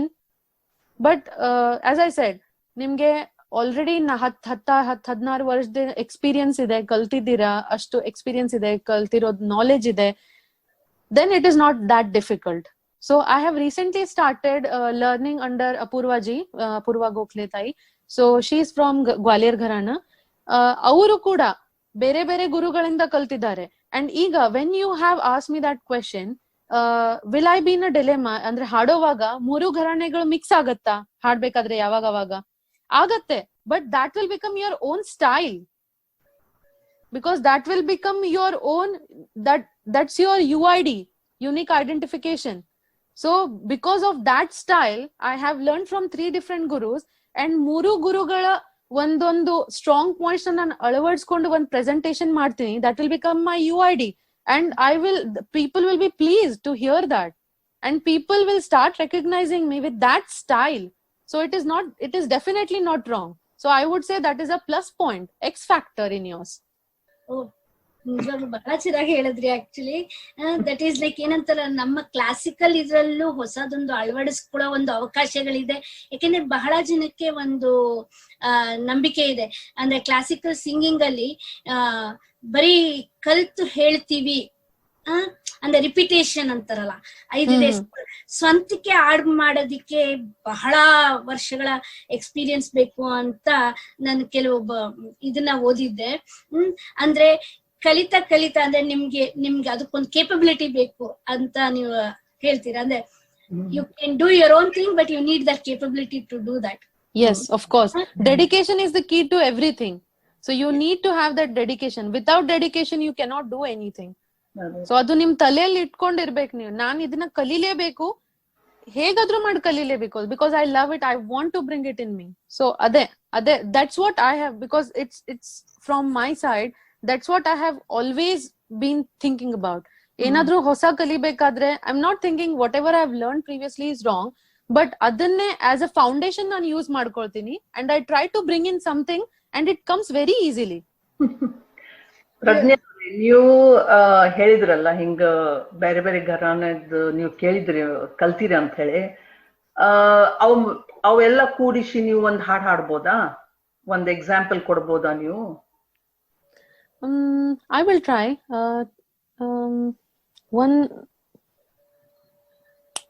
ಯಾವ್ದಾದ್ರು ಬಂದಿಶ್ ಹಾಡಿದ್ರೆ I think it will be much more clearer. Okay. Yeah, there is a bandish in Rag Bheem Palas. Idu nan recently kaltidini nan ಈಗಿನ ಗುರು ಹತ್ರ. So it was just done last week. So it's fresh from my memory. ಆದ್ರೆ ಇದೇ same ಬಂದಿಶ್ ನಾನ್ ನನ್ನ first ಗುರು ವಿನತಾ ಹಳದಿಪುರ್ ಅವ್ರ ಹತ್ರ ಕಲ್ತಿದ್ದು. And ಇದನ್ನ represent ಮಾಡಿ I have won several competitions in classical category in my school days. So other example I think I can give. So the first gharana was Kirana Gharana, and currently I'm learning under Gwalior Gharana. So the bandish is Ja ja re apne mandirava suna pavegi sasana nadiya. Iga naan idana first present ಮಾಡ್ತೀನಿ Kirana Gharanadalli, the one I have learned from my first guru.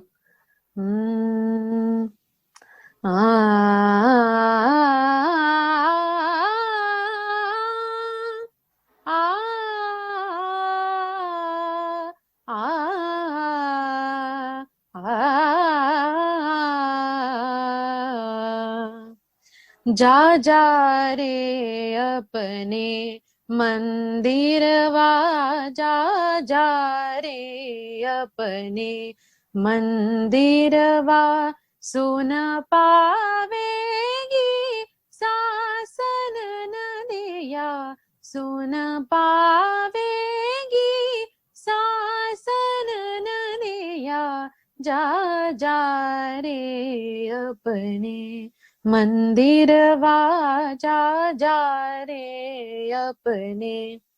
So ಇದು one style ಆಯ್ತು. So the current style is जा जा रे अपने मंदिरवा जा जा रे अपने मंदिरवा ಸುನ ಪಾವೇಗಿ ಸಾಸನ ನದೆಯ ಸುನ ಪಾವೇಗಿ सासन नदिया जा जा रे अपने मंदिरवा जा जा रे अपने. So I don't know if you could recognize the difference between two. The first pattern was with the straight notes.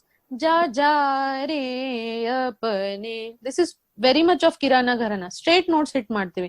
Ni sa ga ma pa ni sa ni da pa ma ga re sa. ಈಗ Jaipur Atrauli and mixture of Gwalior ಘರಾಣ ಹೇಗಿರತ್ತಂದ್ರೆ ಎಲ್ಲಾ ಗುಂಡಗಾಗಿ ಬರುತ್ತೆ. So we call it a coiled shape. ನೀ ಸಾ ಗ ಮ ಪ ನೀ ಸಾ ನೀ ಧ ಪ ಮ ಪ ಗ ರೇ ರೇ ಮ ಗ ರೇ ಸಾ. ಸೊ ಈ ಕಾಯಿಲ್ಡ್ ವೇ ಏನಿದೆ, this is different gharana. Are you getting my point? So Bandish is same, but two different types, and it is not difficult. It's just you just need to bring that style in your mind and then deliver it to your throat. So the importance of what that Gharana gives, that comes into picture ansutte alla. Yes, of course. ಅದೇ And when you ಗೊತ್ತಾಯ್ತು. yeah, and when you are when you know both the styles, you can use the plus points of both. Ja ja re apne ja ja re apne. This is one way. Ja ja re apne. This is second type, and a mixture of both ಯಾವಾಗ ಮಾಡ್ತೀರಾ ಅವಾಗ ಭಾವಗಳು ಬರುತ್ತೆ ಹಾಡಲ್ಲಿ. For example ಈಗ जा जा रे अपने जा जा रे अपने, you're asking him to go and that is how you bring that bhav in. Ja ja re apne. So this is a mixture of both. When you bring the plus points of both the gharanas, then it becomes your style. And it becomes the nuance of that particular bandish, you know. enhance ಮಾಡುತ್ತೆ ಅದ್ರ ಬ್ಯೂಟಿನ, ಅದ್ರ ಸೌಂದರ್ಯವನ್ನ. ಇಲ್ಲಿವರೆಗೂ ಇಷ್ಟು ಹೇಳಿದ್ರ ನೀವು music ಬಗ್ಗೆ. ಇನ್ನೊಂದು ಕೇಳ್ಬೇಕು ನಿಮ್ಗೆ, ಮುರ್ಕಿ ಅಂದ್ರೆ ಏನು? ಅದು ಮ್ಯೂಸಿಕ್ ನಲ್ಲಿ ಹೆಂಗ್ ನೀವು ಯೂಸ್ ಮಾಡ್ತೀರಾ ಅದು ಹಾಡ್ಬೇಕಾದ್ರೆ? ಮುರ್ಕಿ ಅಂದ್ರೆ ಇಟ್ಸ್ ಅ ಫಾಸ್ಟ್ ತಾನ್ ಅಂತಾನೆ ಹೇಳ್ಬೋದು. ಸಾ ಸರೆ ಗ ರೇ ರೆ ಗ ಮ ಗ ಗ ಮ ಪ. So this is murki. So ಸಾ ರೇ ಗ ಮ ಪ ದ ನಿ ಸಾ, ಇದು ಬೇಸಿಕ್ ಫ್ರೇಮ್ ವರ್ಕ್ ಆಯ್ತಾ. ಮುರ್ಕಿ ಅಂದ್ರೆ ಸಾ ಸರೆ ಗ ಅಂದ್ರೆ a combination taken in a quicker way is a tan. So a fast tan is a murki. Sa sare ga re ga ma pa ma pa da ni sa. So sa re ga ma pa. This is a pattern of alankar. ಆದ್ರೆ ಅದನ್ನ ನೀವು ಸ್ವಲ್ಪ ಸ್ಪೀಡನ್ up ಮಾಡಿದ್ರೆ it becomes a tan, and such short tans which are speedened are murkis. ಸಾರೆ ಗ ರೇ ಗ ಮ ಪ ಮ ಪದ ಪದ ನಿ ದ ನಿ ಸಾ ಸಾ ನಿ ದ ನಿ ದ ಪದ ಪ ಮ ಗ ರೇ ಗ ರೇ ಸಾ. ಇದನ್ನ ನೀವು ಹೇಗೆ ಅಡಾಪ್ಟ್ ಮಾಡ್ಕೋತೀರಾ? ಅಂದ್ರೆ ಮುರ್ಕಿನ ನೀವು ಹೇಗೆ ಯೂಸ್ ಮಾಡ್ಕೋತೀರಾ while singing? How it helps? ಇದಕ್ಕೆ ಎಕ್ಸಾಂಪಲ್ಸ್ ಅಂದ್ರೆ ಯಾವ್ದೇ, ಸೊ ಲೈಟ್ ಮ್ಯೂಸಿಕ್ ಅಲ್ಲಿ ಮೋಸ್ಟ್ಲಿ ಕ್ಲಾಸಿಕಲ್ ನಲ್ಲಿ ಬರೋದು ಅಪರೂಪನೇ. ಸೊ ಮುರ್ಕಿ ಹರ್ಕತ್ ಇವೆಲ್ಲ ಬರೋದು ಲೈಟ್ ಮ್ಯೂಸಿಕ್ ಅಲ್ಲಿ, ತುಮ್ರಿ ದಾದ್ರಾ ಇದ್ರಲ್ಲೆಲ್ಲ ಬರುತ್ತೆ. So classical as I shed, ಅದಕ್ಕೆ ತನ್ನದೇ ಆದ ಒಂದು ರಿಸ್ಟ್ರಿಕ್ಷನ್ಸ್ ಇದೆ, ಅದ್ರ ಚೌಕಟ್ಟಿದೆ, ಅದ್ರಲ್ಲಿ ಅದೇ ಹಾಡ್ಬೇಕು. So murki definitely comes under classical, but it is not to be sung during when you are presenting a raag. Normally Gwalior gharana ಅಥವಾ ಜೈಪುರ್ ಅತ್ರೋಲಿ ಘರಾಣದಲ್ಲಿ ಮುರ್ಕಿ ಅಪರೂಪನೇ ಬರುತ್ತೆ ಯೂಶುವಲಿ. ಆದ್ರೆ ಹೆಚ್ಚಾಗಿ I haven't heard singers taking it. Usually ಹೆಚ್ಚಾಗಿ ಅದನ್ನ ಲೈಟ್ ಮ್ಯೂಸಿಕ್ ಅಲ್ಲಿ ಯೂಸ್ ಮಾಡ್ತಾರೆ. ಲೈಟ್ ಮ್ಯೂಸಿಕ್ ಅಲ್ಲಿ ಅಂದ್ರೆ ಅದೇ ಸಾಂಗ್ ನ ತಗೊಳ್ತೀನಿ. ಅಮ್ಮ ನಿನ್ನ ಎದೆಯಾಳದಲ್ಲಿ ಅಮ್ಮ ನಿನ್ನ ಎದೆಯಾಳದಲ್ಲಿ ಗಾಳಕ್ಕೆ ಸಿಕ್ಕ ಮೀನು. This is murki. ಸೊ ಅದನ್ನ ಪ್ಲೇನು ಹಾಡ್ಬೋದು, but just to increase the beauty of it, ಅದರ ಸೌಂದರ್ಯವನ್ನ ಇನ್ಕ್ರೀಸ್ ಮಾಡ್ಲಿಕ್ಕಂತ ಅಲ್ಲಿ ಮುರ್ಕಿ ಹಾಕಿದ್ದಾರೆ. It also brings out the intense bhava, ಅಂದ್ರೆ ಮಗು ತುಂಬಾ ಪ್ಲೀಸ್ ಮಾಡ್ಕೊಳ್ತಾ ಇದೆ ಹಂಗೆ. ಅಮ್ಮ ನಿನ್ನ ಎದೆಯಾಳದಲ್ಲಿ ಗಾಳಕ್ಕೆ ಸಿಕ್ಕ ಮೀನು. So this is murki. ತುಂಬಾ ಚೆನ್ನಾಗಿ ಹೇಳಿದ್ರಿ. ಇಲ್ಲಿ ಆಲಾಪು, ಅಲಂಕಾರು, ಥಾನು, ಸರ್ಗಮ್, ಅದೇ ಇದೆಲ್ಲ ಬರೀ ಪದಗಳು ಕೇಳಿದೀವಿ. ನನಗೆ ಡಿಫ್ರೆನ್ಸ್ ಏನಿದೆ ಇದರಲ್ಲಿ? ನನ್ನಂತ ಕಾಮನ್ ಪರ್ಸನ್ಗೆ how do you explain? Because I think ಸಂಗೀತ ಕಲ್ತವ್ರಿಗೆ ಎಕ್ಸ್ಪ್ಲೈನ್ ಮಾಡೋದು ನಿಮ್ಗೆ ಬಹಳ ಈಸಿ ಅನ್ಸುತ್ತೆ. ನನ್ಗೆ ಇವತ್ತು ಸಿಂಪಲ್ ಫಾರ್ಮ್ ಅಲ್ಲಿ ಎಕ್ಸ್ಪ್ಲೈನ್ ಮಾಡ್ಲಿಕ್ಕೆ ಆಗತ್ತಾ? Sure, ಖಂಡಿತವಾಗಿ. I'll try my best to explain it in a simplest form. And it is very difficult. ಅದು ಸ್ಟೇಜ್ ವೈಸ್ ಹೋಗುತ್ತೆ. Let me start with the initial stage. Sargam. ಸರ್ಗಮ್ ಅಂದ್ರೆ as the name itself says, ಸರಿ ಗಮ, ಸಾರೆ ಗಮ ಪದ ನಿ ಸ, ಒಂದು ರಾಗದ ಚೌಕಟ್ಟು ಈ ಸರ್ಗಮ್. ಓಕೆ, ಈ 7 ನೋಟ್ಸ್ ಗಳ ಅಳವಡಿಸ್ಕೊಂಡೆ ಒಂದು ರಾಗ ಆಗೋದು. ಸೊ ಇದು ಬೇಸಿಕ್ ಸರ್ಗಮ್ ಆಯ್ತು. So the next one comes is alankar. ಅಲಂಕಾರ ಅಂದ್ರೆ the name itself says. ಅಲಂಕಾರ ಯಾಕೆ ಮಾಡ್ಕೊಳ್ತೀವಿ? ನಮ್ಮ ಸೌಂದರ್ಯವನ್ನ ಹೆಚ್ಕೊಳಕ್ಕೆ. For example, we use all the enhancements like earrings and all just to enhance our beauty. So alankars ಅಂದ್ರೆ ಮ್ಯೂಸಿಕ್ ಒಂದು ರಾಗದ ಬ್ಯೂಟಿಯನ್ನ ಎನ್ಹಾನ್ಸ್ ಏನ್ ಮಾಡತ್ತೋ ಅದನ್ನ ಅಲಂಕಾರ ಅಂತಾರೆ. ಈಗ ಸಾರೆ ಗ ರೇ ಗ ಮ ಪ ಮ ಪದ ಪದ ನಿ ಧ ನಿ ಸಾ, ಸಾ ನಿ ಧ ನಿ ಧ ಪದ ಪ ಮ ಗ ರೇ ಗ ರೇ ಸಾ. ಅಂದ್ರೆ ಒಂದು ರಾಗದಲ್ಲಿ ಎಷ್ಟೊಂದು ವೇರಿಯೇಷನ್, ಸೇಮ್ ಸ್ವರಗಳನ್ನ ಇಟ್ಕೊಂಡು ಎಷ್ಟು ಪ್ಯಾಟರ್ನ್ಸ್ ಇನ್ ವೇರಿಯೇಷನ್ ನೀವು ಮಾಡ್ಕೋಬಹುದು. ಸಾರೆ ಗ ರೇ ಗ ಮ ಪ, ಇದು 3 ಸ್ವರದ ವೇರಿಯೇಷನ್ ಆಯ್ತು. ಸಾರೆ ಗ ಮ ಪದ 4 ಸ್ವರಗಳ ವೇರಿಯೇಷನ್ ಆಯ್ತು. ಸೊ ದಿಸ್ ಇಸ್ ಅನದರ್ ಅಲಂಕಾರ್. ಅಂದ್ರೆ ಒಂದು ರಾಗದಲ್ಲಿ ಎಷ್ಟೊಂದು ಬ್ಯೂಟಿ ಎನ್ಹಾನ್ಸ್ಮೆಂಟ್ಸ್ ನಾವು ಮಾಡಬಹುದು with the same notes, with the same set of notes. Are you getting my point? So ಎರಡು ಆಗ್ಬೋದು, 4 ಸ್ವರ ಇರ್ಬೋದು, 3 ಸ್ವರ ಇರ್ಬೋದು, ಆರ್ ಅಥವಾ ಸಾರೆ ಗ ಮ ಪದ ನಿ ಸಾ ಸಾ ನಿ ದ ಪ ಮ ಗ ರೇ ಸಾ ಪ್ಲೇನ್. ದಿಸ್ ಇಸ್ ಆಲ್ಸೋ ಅಲಂಕಾರ. ದಿಸ್ ಇಸ್ ಸಂಪೂರ್ಣ ಅಲಂಕಾರ, ಯಾಕಂದ್ರೆ ಸಂಪೂರ್ಣ ಸ್ವರಗಳು ಬಂದಿವೆ ಇದರಲ್ಲಿ. ಸೊ ಅಲಂಕಾರ, for a layman to understand, alankar is ಒಂದು ರಾಗದ ಸೌಂದರ್ಯವನ್ನ ಎನ್ಹಾನ್ಸ್ ಮಾಡುವಂಥದ್ದು ಮತ್ತು ರಾಗದ ಫ್ರೇಮ್ ವರ್ಕ್ ನ ನಿಮ್ಗೆ ತಿಳಿಸ್ಕೊಡೋ ಅಂಥದ್ದು. ಸಾರೆ ಗ ರೇ ಗ ಮ ಪ ಎಷ್ಟು ಪ್ಯಾಟರ್ನ್ಸ್ ನೀವು ಮಾಡ್ಬೋದು ಆ ಸ್ವರಗಳನ್ನ ಇಟ್ಕೊಂಡು ಈಸ್ ಅಲಂಕಾರ್ಸ್. Permutation and combination, mathematical. Exactly, you can say that. ಮತ್ತೆ ಆಲಾಪ್ ಹೆಂಗೆ ಇದಕ್ಕೆ ಇದಾಗುತ್ತೆ? ಆಲಾಪ ಯಾಕೆ ಮಾಡ್ತಾರೆ ಅಂದ್ರೆ, ಒಂದು ರಾಗದ ಸ್ವರಗಳನ್ನ ವಿಸ್ತಾರ ಹೇಗ್ ಮಾಡ್ತಾರೋ, ಅಂದ್ರೆ ಆ ರಾಗವನ್ನ ಹೇಗೆ ಮುಂದೆ ತಗೊಂಡ್ ಹೋಗ್ಬೋದು. ಫಾರ್ ಎಕ್ಸಾಂಪಲ್, ಈಗ ನಾವೊಂದ್ ಕಾರ್ನಲ್ಲಿ ಕುತ್ಕೊಂಡಿದೀವಿ, ಆದ್ರೆ ಆ ಕಾರನ್ನ ರೈಡ್ ಮಾಡೋವರೆಗೂ ನಮ್ಗೆ ಅರ್ಥ ಆಗಲ್ಲ ಅದ್ರ ಮೈಲೇಜ್ ಏನು, ಅದ್ರ ಕೆಪಾಸಿಟಿ ಏನು, ಎಷ್ಟು ಸ್ಪೀಡ್ ಅನ್ನ ಅದ್ ಪಿಕಪ್ ಮಾಡ್ಕೊಳತ್ತೆ, ಅಥವಾ ಎಷ್ಟು ಫ್ಲೂಯೆಂಟ್ ಆಗದು ಓಡಿಸ್ಲಿಕ್ಕೆ ಆಗತ್ತೆ ನಮ್ಗೆ ವಿತ್ ಮ್ಯಾಕ್ಸಿಮಮ್ ಸ್ಪೀಡ್. ಅದು ನೀವೆಲ್ಲ ಅದನ್ನ ನೀವು ಹೇಗೆ ಅರ್ಥ ಮಾಡ್ಕೊಳ್ತೀರಿ? Only when you ride it. So ಅದೇ ತರ ಒನ್ಸ್ ಯು ಸ್ಟಾರ್ಟ್ ಅ ರಾಗ, ಯು ನೀಡ್ ಟು ಅಂಡರ್ಸ್ಟ್ಯಾಂಡ್ ಯಾವ ತರ ಮುಂದೆ ಹೋಗ್ಬೇಕು. ಅಂದ್ರೆ ಒಂದ್ ಕಾರಲ್ಲಿ ಕೂತ್ಕೊಂಡ್ಮೇಲೆ you need to know which direction to go, either this way or that way. So ಒಂದ್ ರಾಗನ ಯಾವ ತರ ಹಾಡ್ಬೇಕು, ಆ ರಾಗವನ್ನ, ಆ ಸ್ವರಗಳನ್ನ ಯಾವ ತರ ಡೆವಲಪ್ ಮಾಡ್ಕೋಬೇಕು.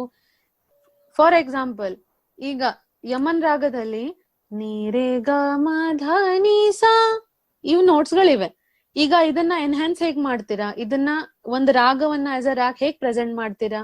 ನೀರೇ ಗ ಮ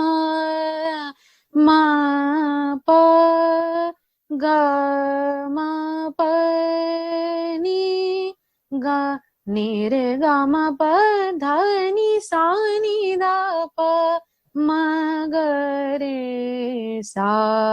ಇದನ್ನ ಆಲಾಪವಾಗಿ ಹಾಡಿದ್ರೆ ಆ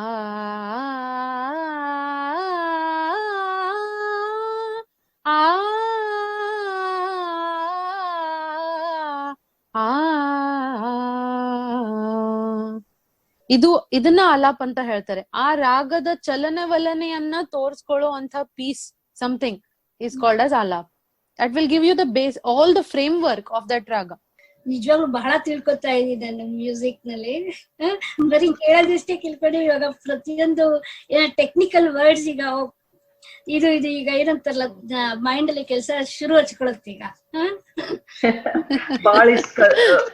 ಬಹಳಿಷ್ಟು ಕಲ್ತೇವಿ. ಈಗ ಇಷ್ಟೆಲ್ಲ ಇದ್ದಾವಂತ ಗೊತ್ತಿದ್ದೇ ಇಲ್ಲ ಮ್ಯೂಸಿಕ್ನಾಗ. ಆಮೇಲೆ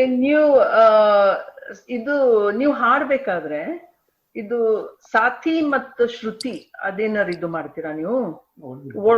ಏನ್ ಡಿಫ್ರೆನ್ಸ್ ಏನ್ ಅದ್ರೊಳಗೆ? ಏನಿದು ಇಂಪಾರ್ಟೆನ್ಸ್ ಏನ್ ಅದ್ರದ್ದು? ಸಾಥಿ ಅಂದ್ರೆ the one who's accompanying you, accompanists, the ಅಕಂಪನಿಮೆಂಟ್ಸ್.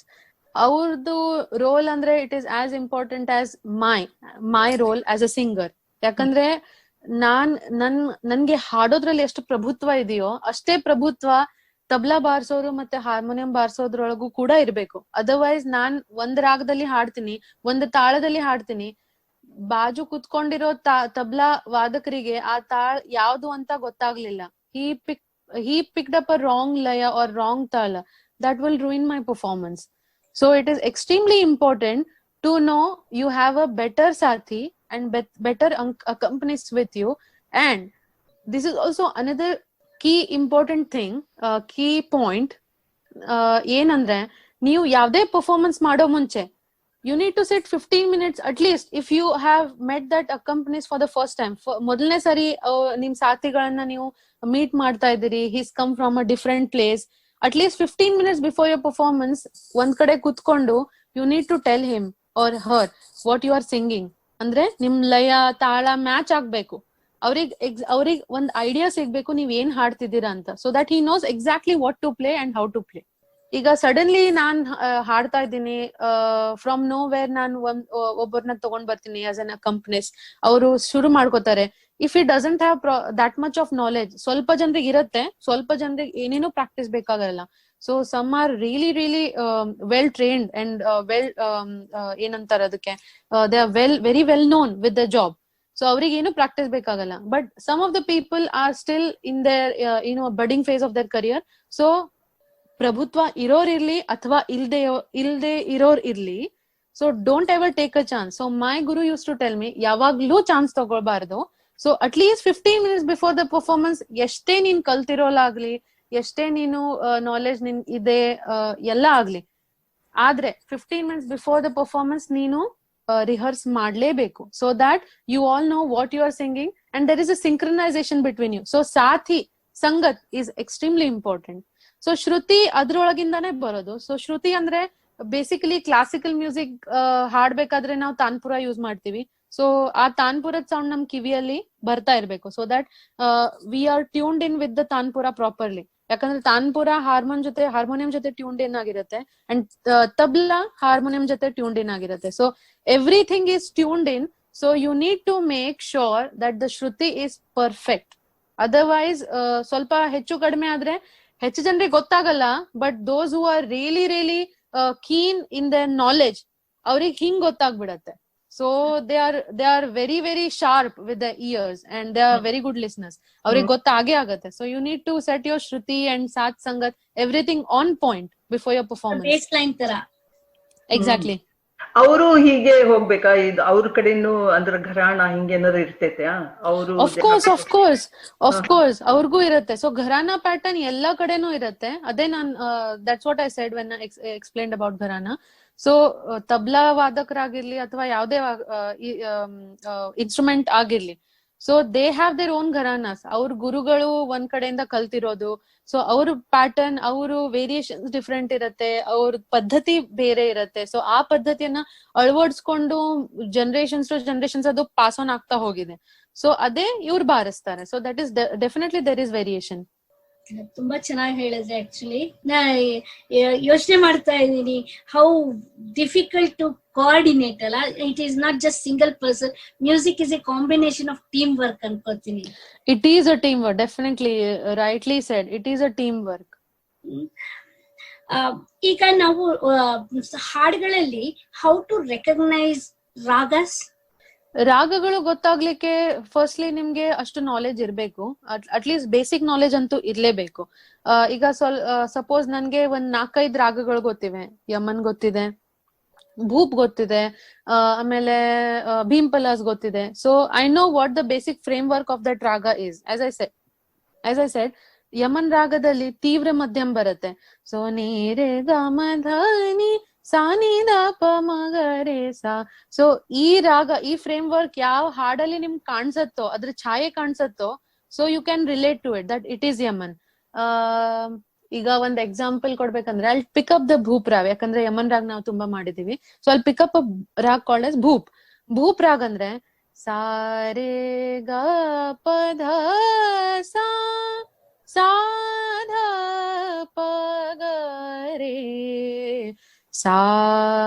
So ಈ ಫ್ರೇಮ್ ವರ್ಕ್ ನಾನ್ ತಲೆಯಲ್ಲಿ ಇಟ್ಕೊಂಡು ಈ ಒಂದ್ ಹಾಡ್ನ ಹಾಡ್ತೀನಿ ಭೂಪ್ ರಾಗ. So just let me know if you can relate to both these pieces. Sa re ga pa dha sa da pa ga re sa, dha sa re sa, a a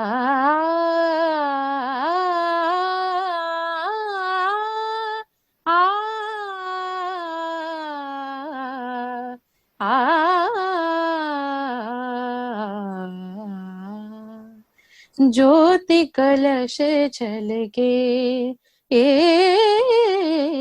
ज्योति कलश छलके, हुए गुलाबी रंग सुनहरे, रंग दल बादल के, ज्योति कलश छलके, ज्योति कलश छलके. So could you relate to both these pieces? That's the difference. ನನ್ಗೆ ಭೂಪ್ ರಾಗದ್ ಫ್ರೇಮ್ ವರ್ಕ್ ಗೊತ್ತು, ಅದ್ರ ಚೌಕಟ್ ಗೊತ್ತು. I know how it goes, how the chalan valan is of raag Bhoop. ಹಂಗಾಗಿ ಈ ಹಾಡ್ ಪ್ಲೇ ಆದಾಗ I could relate to it. ಅರೆ ಭೂಪ್ ರಾಗದ್ ಛಾಯೆ ತರ ಇದೆ ಅಲ್ಲ, let me see if I can fit in some notes in it. ಸಾ ರೇ ಗ ಪ ದ ಸಾ, ಅರೆ ಹೌದು ಇದು ಭೂಪ್ ರಾಗನೇ. So this is how you relate to a song. ಏನಂತಾರಲ್ಲ, ಇಟ್ ಗಿವ್ಸ್ ಎ ಫ್ಲೋ ಅಂತಾರಲ್ಲ, ನದಿಗೆ ಒಂದು ಅಂಚಿದ್ದಂಗೆ. ಯೋಗಿ ಮನೆಗೆ ಬಂದ, ಗುರುದೇವ ಮನೆಗೆ ಬಂದ, ಯೋಗಿ ಮನೆಗೆ ಬಂದ, ಶ್ರೀ ಗುರುದೇವ ಮನೆಗೆ ಬಂದ, ಯೋಗಿ ಮನೆಗೆ ಬಂದ, ಶ್ರೀ ಗುರುದೇವ ಮನೆಗೆ ಬಂದ. ಕಾಲಲಿ ಪಾದುಕೆ ಕೈಯಲಿ ದಂಡ, ಕಾಲಲಿ ಪಾದುಕೆ ಕೈಯಲಿ ದಂಡ, ಬಾಲರವಿಯ ಕಳೆಯ, ಯೋಗಿ ಮನೆಗೆ ಬಂದ, ಆ ದೇವ ಮನೆಗೆ ಬಂದ. ಮಸ್ತಕದಲ್ಲಿ ಜಟೆ ಶೋಭಿಸುತ್ತಿರಲು, ಮಸ್ತಕದಲ್ಲಿ ಜಟೆ ಶೋಭಿಸುತ್ತಿರಲು, ಕಸ್ತೂರಿ ತಿಲಕ ಚಂದನ ಹಣೆಯಲಿ, ಕಸ್ತೂರಿ ತಿಲಕ ಚಂದನ ಹಣೆಯಲಿ, ಕಾಷಾಯಾಂಬರದ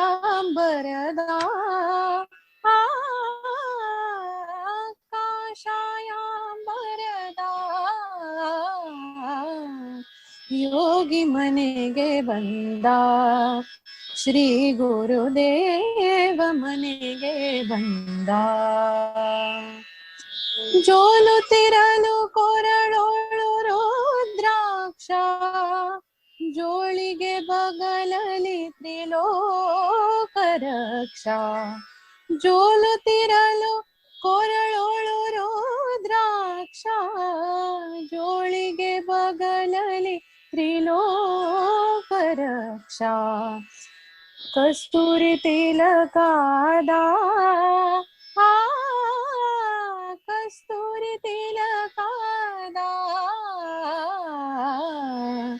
ಯೋಗಿ ಮನೆಗೆ ಬಂದ, ಶ್ರೀ ಗುರುದೇವ ಮನೆಗೆ ಬಂದ. ಕಾಲಲಿ ಪಾದುಕೆ ಕೈಯಲಿ ದಂಡ, ಕಾಷಾಯಾಂಬರದ,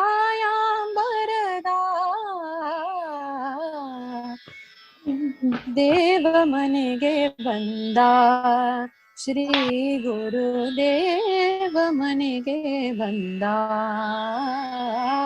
ಯೋಗಿ ಮನೆಗೆ ಬಂದ, ಆ ಶ್ರೀ ಗುರು ದೇವ ಮನೆಗೆ ಬಂದ. ತುಂಬಾ ಚೆನ್ನಾಗಿ ಹೇಳಿದ್ರಿ ಇದನ್ನ. ಈ ಏನಂತಲ್ಲ ಹಾಡು ಹೇಳ್ಬೇಕಾದ್ರೆ ಅಥವಾ ಟೆಕ್ನಿಕ್ ಹೌ ಟು ಕಂಟ್ರೋಲ್ ಅಂದ್ರೆ ಬ್ರೀತಿಂಗ್ ಟೆಕ್ನಿಕ್ ನೀವೇನ್ ಯೂಸ್ ಮಾಡ್ತೀರಾ? ಅಂದ್ರೆ ಅಭ್ಯಾಸ ಆಗಿ ಆಗಿ ನಿಮ್ದೊಂದು ಬ್ರೀತಿಂಗ್ ಫಾರ್ಮೇಶನ್ ಬಂದ್ಬಿಟ್ಟಿರುತ್ತೆ, ಆದ್ರೆ ಅದನ್ನ ಮೇಂಟೈನ್ ಮಾಡ್ಬೇಕಾದ್ರೆ ಏನ್ ಟೆಕ್ನಿಕ್ ಯೂಸ್ ಮಾಡ್ತೀರಾ? Breathing is very important. As I said, breath is something is like ನಾನ್ ಆಕ್ಚುಲಿ ನಾರ್ಮಲ್ ಟರ್ಮ್ಸ್ ಅಲ್ಲಿ ಹೇಳ್ಬೇಕಂದ್ರೆ a breath is a life to music. ಯಾಕಂದ್ರೆ ಬ್ರೆತ್ಲೆಸ್ ಯಾವ ಸಿಂಗರ್ ಬ್ರೆತ್ಲೆಸ್ ಆಗ್ತಾನೋ ಅವನಿಗೆ ಹಾಡ್ಲಿಕ್ಕೆನೆ ಆಗೋದಿಲ್ಲ. ಸೊ ನನಗೆ ಫಸ್ಟ್ ಟ್ರೈನಿಂಗ್ ಸಿಕ್ಕಿರೋದು ವಾಯ್ಸ್ ಕಲ್ಚರ್ ಅಂತ. ಅದ್ರಲ್ಲಿ voice culture, next voice culture or I can say alongside of voice culture ನಂಗೆ ಟ್ರೈನಿಂಗ್ ಸಿಕ್ಕಿರೋದು ಬ್ರೀದಿಂಗ್ ಅಲ್ಲಿ. So breathing is very important. ಯಾಕಂದ್ರೆ ಇದನ್ನು ಕೂಡ ನಾನು ಎಕ್ಸಾಂಪಲ್ ತಗೊಂಡು ಎಕ್ಸ್ಪ್ಲೈನ್ ಮಾಡ್ತೀನಿ. ಈಗ ಶ್ರೀರಾಮಚಂದ್ರ ಕೃಪಾಲು ಭಜಮನ ಇದೊಂದು ನನ್ ಈಗ ಫ್ಲಾಶ್ ಆಗ್ತಿದೆ ತಲೆಯಲ್ಲಿ ಹಾಡು. ಶ್ರೀರಾಮಚಂದ್ರ ಕೃಪಾಲು ಭಜಮನ ಹರಣ ಭವ ಭಯ ದಾರುಣಂ. ಸೊ ಈ ಹಾಡಲ್ಲಿ ಅಥವಾ ಈ ಸಾಲಲ್ಲಿ ಎಲ್ಲಿ ಪಾಸ್ ತಗೊಳ್ಬೇಕು ಯು ಶುಡ್ ಅಂಡರ್ಸ್ಟ್ಯಾಂಡ್. ಅಂಡ್ ಅಷ್ಟು ಬ್ರೀದಿಂಗು ನಿಮ್ ಹತ್ರ ಅಷ್ಟು ಕೆಪಾಸಿಟಿ ಇರ್ಬೇಕು, ಅಷ್ಟು ಬ್ರೆತ್ ನ ಹೋಲ್ಡ್ ಮಾಡ್ಕೊಳ್ಳಿಕ್ಕೆ. For example if at all a singer doesn't have a breathing ಏನಂತಾರೆ control of a breathing, so ಅವನು ಈ ತರ ಹಾಡ್ಬೋದು. ಶ್ರೀರಾಮ ಚಂದ್ರ ಕೃಪಾಲು ಭಜಮನ ಹರಣ ಭಯದಾರು ನಮ್. ಸೊ ಇದ್ರಲ್ಲಿ ನಿಮ್ಗೆ ಭಾವ ಎಂಜಾಯ್ ಮಾಡ್ಲಿಕ್ಕೆ ಆಗೋದೇ ಇಲ್ಲ. neither you can enjoy the raga because there is no flow, there is no continuity, because there is a lot of breathlessness. So adu barbekandre, so idu ಒಂದು ಫ್ಲೋ ಅಂತೀವಲ್ಲ, ಇದನ್ನ ನಾವು ಓವರ್ಕಮ್ ಹೇಗ್ ಮಾಡ್ಕೊಳ್ಬೇಕು? This is also kind of yoga. So this is music is a form of yoga. So I want to take this as an opportunity to specify this particular thing. Nan gurugal ಹೇಳಿದ್ದು music is a form of yoga. ಯಾಕಂದ್ರೆ first thing you do there is anulom vilom. Breathlessness ನ control ಹೇಗ್ ಮಾಡ್ಕೊಳ್ತೀವಿ, breath ನ ಹೇಗ್ control ಮಾಡ್ಕೊಳ್ತೀವಿ, it helps improve the quality of breathing and ಹಂಗಾಗಿ ನಿಮ್ ಲಂಗ್ಸ್ ಸ್ಟ್ರಾಂಗರ್ ಆಗತ್ತೆ. So definitely it's a breathing exercise. ಅದನ್ನ ಹೇಗ್ ಮಾಡೋದಂದ್ರೆ to try to take a deep breath and hold it as long as you can and try to utilise all that breath in the form of energy while you sing. So idhar example nan kodtini as a demonstration, otherwise you guys wouldn't understand it probably. So I'm taking a deep breath to sing that whole line, Shri Ramachandra Kripalu Bhajamana, without any flow. Shri Ramachandra Kripalu Bhajamana Harana Bhava Bhayadarunam. So how did this sound? So this sounded so serene because there was a flow, there was a continuity. So this is the exercise you need to practice. And idu actually exercise. Now exercise heg gymming ella ಮಾಡ್ತೀವಲ್ಲ 10 times 10 times repetition ಇರುತ್ತೆ ಒಂದೊಂದು exercise. This is to be done in the same way. So take a breath and ನಮ್ಗೆ ಯಾವ ತರ teach ಮಾಡಿರೋದಂದ್ರೆ take a deep breath and sing ಸರಿಗಮ ಪದನಿ ಸ ಸ ನಿ ದ ಬ ಮ ಗ ರೆ ಸ. ಎಷ್ಟು ಸಲ ಆಗತ್ತೋ ಅಷ್ಟು ಸಲ ತಗೊಳ್ಬೇಕು. ಈ ಲೂಪ್ ಅನ್ನ ಎಷ್ಟು ಸಲ ಆಗತ್ತೋ ಅಷ್ಟು ಸಲ ಟ್ರೈ ಮಾಡ್ಬೇಕು. And try to extend it in the next time. ಈಗ 2 ಸರಿ ಮಾಡಿದ್ರಿ, next time try to do it 2.5, not 3, 2.5. Just give it a try. And next time enhance 2.75, something like that. So ಸ್ವಲ್ಪ ಆಗಿ ಆ ಬ್ರೆತ್ ನ increase ಮಾಡ್ತಾ ಹೋಗ್ಬೇಕು. And this comes from years of practice. ಸಾರೆ ಗ ಮ ಪ ದ ನಿ ಸ ಸ ನಿ ದ ಪ ಮ ಗ ರೆ ಸ, ಸಾರೆ ಗ ಮ ಪ ದ ನಿ ಸ ಸ ನಿ ದ ಪ ಮ ಗ ರೆ ಸ, ಸಾರೆ ಗ ಮ ಪ ದ ನಿ ಸ ಸ ನಿ ದ ಪ ಮ ಗ ರೆ ಸ, ಸಾರೆ ಗ ಮ ಪ ದ ನಿ ಸ ಸ ನಿ ದ ಪ ಮ ಗ ರೆ ಸ, ಸಾರೆ ಗ ಮ ಪ ದ ನಿ ಸ. So this is 4.5, which is fine, but this is how it should be done. and this should improve every single day, every single time you do the riyaz. And this is the first thing you do in a riyaz session, you know. ಅಲ್ಲ, ನಮ್ಗ music ಅಲ್ದ ನೀವು ಯೋಗಾನು ತಿಳಿಸ್ಕೊಟ್ರಲ್ಲ ಇದ್ರೊಳಗೆ with the music. ಆಮೇಲೆ ನಿಮ್ಮ ಗುರುಗಳು ಯಾರಿದ್ರು and ಮತ್ತ ಅವ್ರ ಕಡೆಯಿಂದ ನೀವು ಕಲ್ತಿದ್ರಿ ಅಂತ ಹೇಳಿದ್ರಿ, ಅದ್ರ ನಿಮ್ ಯಾರ್ಯಾರು ಗುರುಗಳಿದ್ರು ಇಲ್ಲಿವರೆಗೂ ಕಲ್ತಾಗಿನಿಂದ from beginning? From beginning, to be honest, ನಾನು ಇಲ್ಲಿ ಇದನ್ನ ಮೆನ್ಷನ್ ಮಾಡ್ತೀನಿ. ನನ್ನ biggest guru and my biggest critic is my father, ಶ್ರೀಯುತ ಅಶೋಕ್ ಜಿ ಮಲ್ಲಾಪುರ್ ಅವರು. ಅವರು ಏನ್ ಬೇಸಿಕ್ಸ್ ನನ್ಗೆ ಹೇಳ್ಕೊಟ್ರಲ್ಲ, ಅವ್ರು he use to write, he still write songs, he composes the songs. And ಅವರು ಬೇಸಿಕಲಿ ನನ್ಗೆ 4-5 ಹಾಡನ್ನ ಬರೆಯೋರು, ನನ್ಗೋಸ್ಕರ ಅಂತ ಕಂಪೋಸ್ ಮಾಡೋರು, ಅದನ್ನ ಹೇಳ್ಕೊಡೋರು. ಅದನ್ನ ಹಾಡ್ತಾ ಹಾಡ್ತಾ ಹಾಡ್ತಾನೆ ನಾನು ಒಂದು ಇವೆಂಟ್ ನಲ್ಲಿ ಪರ್ಫಾರ್ಮ್ ಮಾಡಿದೆ. There I met my first guru. So ಅಲ್ಲಿಂದ ಗುರು ಪರಂಪರೆ ಸ್ಟಾರ್ಟ್ ಆಯ್ತು. So and then after that I met the first guru. It was Shrimati Vidushi Vinata Haldipur ಅವರು. ಸೊ ಅವ್ರ ಹತ್ರ ನಾನು 10 ವರ್ಷ ಕಲಿತೆ ಅಂಡರ್ ಕಿರಾನ ಘರಾನ. ಸೊ ಅಲ್ಲಿಂದ ಮುಂದೆ ಹೋಗಿ actually that was also one of the coincidence. ನಾನು ಒಂದ್ ಪರ್ಫಾರ್ಮೆನ್ಸ್ ಕೊಡ್ತಾ ಇದ್ದೆ, classical performance, and that time Vasant Karnad sir ಅವರು ಅಲ್ಲಿದ್ರು. And I'll tell you, he's the biggest critic of all time. So he's such a knowledgeable person, such a informative person. ಅವ್ರ ಹತ್ರ ಜ್ಞಾನದ ಭಂಡಾರನೇ ಇತ್ತು. So I was very unfortunate just to have him just for 4 years is what I feel. I really feel that. So ನಾನ್ ಸ್ವಲ್ಪ ಬೇಗ ಅವ್ರ ಹತ್ರ ಕಲೀಲಿಕ್ಕೆ ಹೋದ್ರೆ I could have ಇನ್ನೂ ಹೆಚ್ಚನ್ನೇ ನಾನು ಅರ್ಜಿತ ಮಾಡ್ಕೊಳ್ಬಹುದಿತ್ತು. But better late than never. ಅವ್ರು ನನಗ್ ಸಿಕ್ರು and he is the first person who came to me. And ಅವ್ರು ಇಷ್ಟು ಫೇಮಸ್ ಇದ್ರು ಆ ಟೈಮ್ ನಲ್ಲಿ. People use to call him and plead him, please sir ನನ್ಗೆ as your sister, as your shishya adopt ಮಾಡ್ಕೊಳ್ಳಿ ಪ್ಲೀಸ್ ಅಂತ. ಅವ್ರಿಲ್ಲ ಅಂತಿದ್ರು, because he was hunger for that hunger in a student, just not because parents ಹೇಳಿದ್ರು ನನ್ ಮಗುನ ಕಲ್ಸಿ. ನಾನ್ ಹಾಡ್ಬೇಕಂತ ಇದ್ದೆ, I wanted to be a musician, ಆದ್ರೆ ನಂಗೆ ಅದ್ ಮಾಡ್ಲಿಕ್ಕಾಗಿಲ್ಲ. I want to see my son as a musician ಅಂತ ತಂದು ಇದನ್ನ which they could not take it further, ಅದು ತನ್ನ ಮಕ್ಕಳಿಂದ ಇದ್ ಮಾಡ್ಕೊಳಕಂತ ಮುಂದುವರ್ಸ್ಬೇಕಂತ ಮಕ್ಕಳನ್ನ ಕಳಿಸ್ತಾರೆ. ಬಟ್ ಮಕ್ಕಳು ಕಲಿಯಲ್ಲ. ಅನ್ಫಾರ್ಚುನೇಟ್ಲಿ ಸ್ವಲ್ಪ ಮಕ್ಕಳ ಹತ್ರ ಅಷ್ಟು ಇಂಟ್ರೆಸ್ಟ್ ಇರುತ್ತೆ, ಸ್ವಲ್ಪ ಜನರಿಗೆ ಇಂಟ್ರೆಸ್ಟ್ ಇರಲ್ಲ. ಸೊ ಅದು ಕ್ಲಿಯರ್ಲಿ ಗೊತ್ತಾಗತ್ತೆ with their progress and with their body language and everything. ಅದನ್ನ ಸರ್ ನೋಡ್ತಾ ಇದ್ರು ಮುಂಚೆ, ಫಸ್ಟ್ ಅಂಡ್ ಫಾರ್ಮೋಸ್ಟ್. ಅಂಡ್ ಅದಾದ್ಮೇಲೆನೆ ಸರ್ ಹೇಳ್ತಾ ಇದ್ರು, ನೋ, ನನ್ಗೆ ಆಗಲ್ಲ, because I am looking for a dedicated student. I don't have much of time of my life left, because I started at the age of 70 to teach. So ನಾನ್ ಯಾವಾಗ ಇರ್ತೀನಿ, ಯಾವ ದಿನ ಹೋಗ್ತೀನಿ ಗೊತ್ತಾಗಲ್ಲ. ಸೊ ನಾನ್ ಟೈಮ್ ವೇಸ್ಟ್ ಮಾಡಕ್ ready ಇಲ್ಲ. So this is a precious time. ನಾನ್ ಅದನ್ನ ಪ್ರಿಷಿಯಸ್ ಆಗಿನೇ ಯೂಸ್ ಮಾಡ್ಬೇಕು for the deserving ones. And I feel so fortunate.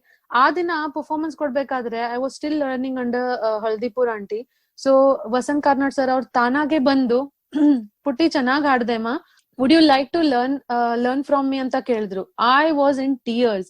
ನಾನ್ ಭಾವವಿಭೋರವಾಗಿದ್ದೆ. ನಾನು ಇಷ್ಟೊಂದು ಇಮೋಷನಲ್ ಆಗಿದ್ದೆ ಆ ಪಾಯಿಂಟ್ ಆಫ್ ಟೈಮ್ ಅಲ್ಲಿ, because I couldn't afford his fees. ಅವರು he is such a great personality. ಅವರು I don't know how much he would charge for other students, but ಅವರು ನನ್ನ ಹತ್ರ he didn't demand anything. He just told me, you don't need to give me anything. What only thing you have to do is ನನ್ನ ಹತ್ರ ಬಾ, ನನ್ನ ಹತ್ರ ಏನೇನಿದೆ ಅಂದ್ರೆ ನೀ ಎಲ್ಲ ಕಲಿ, that will be, and perform it and make my name bigger and make me proud. That will be my Guru Dakshina. And I was so touched. I thought that ನಾನು ಕಲ್ತು ಮುಂದೆ ಯಾವಾಗಾದ್ರೂ ಗುರು ಆದ್ರೆ ನಾನು ಈ ತರದೇ ಗುರು ಆಗ್ಬೇಕು. I want to be like him and he is my role model. Because you want find a person saying that you don't need to give me anything, just do one thing, take everything from me that I have. ಅದನ್ನ ನೀನ್ perform ಮಾಡು, ನೀನ್ ಖ್ಯಾತಿ ಪಡೆ, ಆ ಖ್ಯಾತಿಯಿಂದ ನನ್ ಖ್ಯಾತಿ ಸಿಗತ್ತೆ, ನನ್ ಆತ್ಮ ತೃಪ್ತಿ ಆಗತ್ತೆ. ಸೊ ಈ ಮಾತು, these are golden words and I was so fortunate to found him. So ಅವರು ಹೋದ್ಮೇಲೆ in 2011, after that I was in my engineering college. So ಅವಾಗ 1-2-3 years in gap ಆಯ್ತು, because I was in my final semester and all. So ಅದಾದ್ಮೇಲೆ ನಂಗೆ job ಸಿಕ್ಕಿದ್ಮೇಲೆ and I flew to UK. ಇಲ್ಲಿ ಬಂದ್ಮೇಲೆ then I thought I should continue it, although I was still performing all over UK. ಆದ್ರೆ ನನ್ಗನ್ಸ್ತು I should still learn it because I'm still too young, and ಆ ತರದ್ ಗುರು ಸಿಗ್ಬೇಕಂತ ನಾನ್ ಕಾಯ್ತಾ ಇದ್ದೆ. And fortunately I think Karnad sir ಅವ್ರದೇ ಆಶೀರ್ವಾದ ಇದು.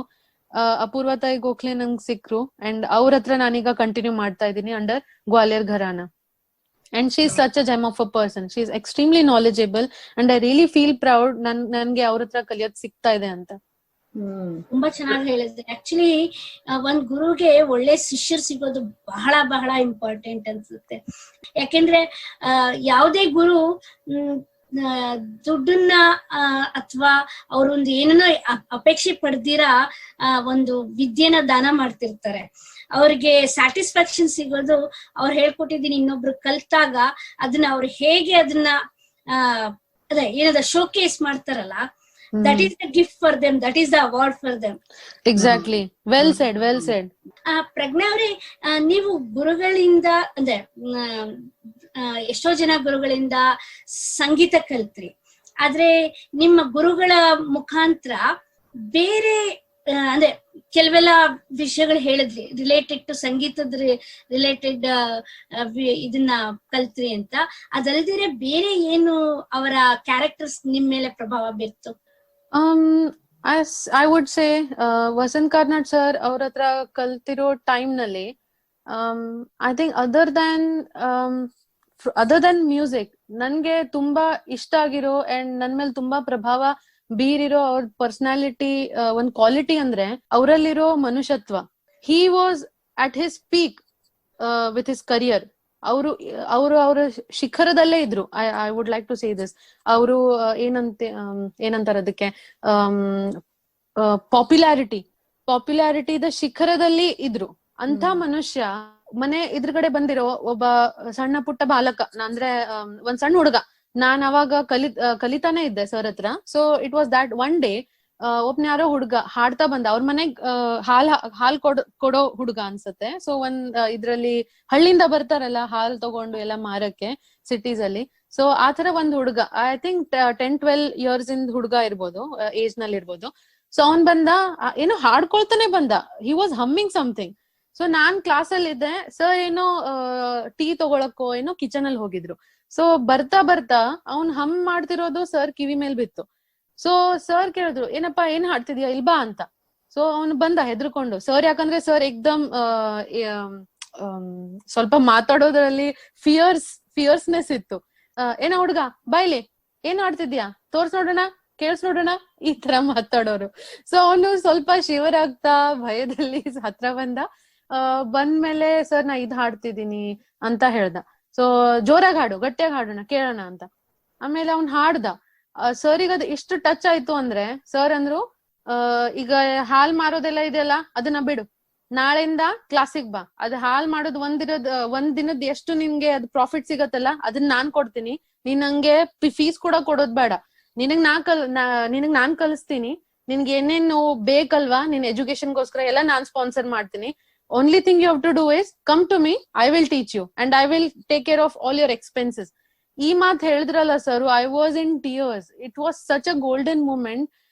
ಯಾರು ಈ ತರ ಅಂದ್ರೆ when you see there is a lot of discrimination going on in this world these days. ಈ ತರ ಇರ್ಬೇಕಾದ್ರೆ ಒಬ್ಬ ಅಂದ್ರೆ ಅವ್ನ್ ಹಾಕಿರೋ ಬಟ್ಟೆ ಕೂಡ ಅಷ್ಟು ಒಳ್ಳೇದಿರ್ಲಿಲ್ಲ. But sir could just see his talent, the hidden talent in him. And it takes to be a real human being, to have this kind of approach to a layman or to a small boy who's coming from a small town village. It really touched my heart. And as I said, nan guru adre sir ತರ ಆಗ್ಬೇಕು. ನಾನ್ ಈಗ್ಲೂ ಹೇಳ್ತೀನಿ, ನಾನ್ ಮನುಷ್ಯ ಆದ್ರೆ sir ತರದ್ದೇ ಮನುಷ್ಯ ಆಗ್ಬೇಕು. ಯಾಕಂದ್ರೆ he was such a gem of a person. So although he was a critic, ಅವರು ತುಂಬಾ ಸ್ಟಾರ್ಸ್ ಗಳನ್ನ ತುಂಬಾ ಆರ್ಟಿಸ್ಟ್ ಗಳನ್ನ ಕೇಳ್ತಾ ಇದ್ರು, ಅವ್ರ ಹತ್ರ ಮಾತಾಡ್ತಾ ಇದ್ರು, ಎಲ್ಲ ಹೌದು. ಆದ್ರೆ ಅವರಲ್ಲಿರೋ ಆ ಮನುಷ್ಯತ್ವ ಅದು ಎಲ್ಲೂ ನಾನ್ ನೋಡ್ಲಿಲ್ಲ. ಈ ಡೇಟ್ ವರ್ಗೂ ನಾನು ಯಾವ್ದೇ ಆರ್ಟಿಸ್ಟ್ ಅಲ್ಲಿ ಅವ್ರ ತರದ್ ಕ್ವಾಲಿಟಿ ಇನ್ನೂ ನೋಡಿಲ್ಲ. It has really inspired me and it has touch really me in a bigger way and has put a bigger impact. And I really want to be a guru like him and a person like him. ತುಂಬಾ ಚೆನ್ನಾಗಿ ಹೇಳಿದ್ರಿ. Actually ಏನಂತ ಒಬ್ಬ ಮನುಷ್ಯನ ಮನುಷ್ಯತ್ವ ಅನ್ನೋದು ಬಹಳ important ಅಂತ ಬಹಳ ಒಳ್ಳೆ ಕ್ಯಾರೆಕ್ಟರ್ ಪಿಕ್ ಮಾಡಿದೀರಾ. All the best.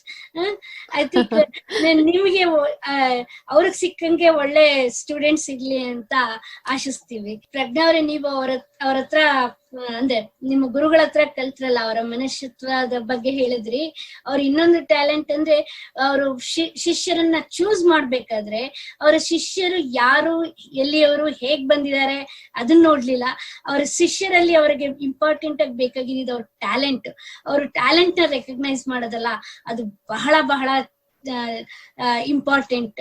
ಅಂದ್ರೆ ಒಬ್ಬ ವ್ಯಕ್ತಿ ಏನಾದ್ರು ಕಲಿಬೇಕಾದ್ರೆ ಟ್ಯಾಲೆಂಟ್ ಬಹಳ ಇಂಪಾರ್ಟೆಂಟ್. ಹಾಗಾಗಿ ಅವರು ಒಂದು ಒಳ್ಳೆ ಏನಂತಲ್ಲ, ಈ ಕೆಸರಿನಲ್ಲಿ ಕಮಲ ಹುಟ್ಟುತ್ತಲ್ಲ, ಹಂಗೆ ಅದನ್ನ ಕಂಡುಹಿಡಿದ್ರು ಅಂತ ಅನ್ಸುತ್ತೆ ಅವರು. ಹೌದು. ತುಂಬಾನೇ ಅಂದ್ರೆ ಏನಂತಾರ ಒಳ್ಳೆ ವಿಚಾರ ಹೇಳಿದ್ರಿ. ಆಕ್ಚುಲಿ ಗುರುವಿನ ಒಂಥರ ಗೋಲ್ಡನ್ ಕ್ಯಾರೆಕ್ಟರ್ ಅಂತ ಹೇಳ್ಬೋದು. I am very happy to hear about your teacher. ಅಂತ ಟೀಚರ್ ಸಿಗೋದು ಅಗ್ದಿ ಕಡಿಮೆ. ಅಂದ್ರೆ ಬಹಳ ಜನ ಸಿಗಲ್ಲ ಅಂತ teacher. The quality of the teacher ಅಂತ ಸಿಗಲ್ಲ. ಭಾವನೆ ಇರುವಂತಹ ಟೀಚರ್ ಗಳಲ್ಲಿ ಅದು ಕಾಣುತ್ತೆ ಅನ್ಸುತ್ತೆ. ಆತರ ಜನ ಸಿಗೋದು ಬಹಳ ಅಪರೂಪ, ಬಹಳ ಅಪರೂಪ. ಈಗ ಪ್ರಜ್ಞಾ ಅವ್ರದ್ದು ಕೊನೆಯ ಹಾಡನ್ನು ಕೇಳೋಣ ಬನ್ನಿ. ಅಮ್ಮ ನಾನು ದೇವರಾಣೆ ಬೆಣ್ಣೆ ಕತ್ತಿಲ್ಲಮ್ಮ,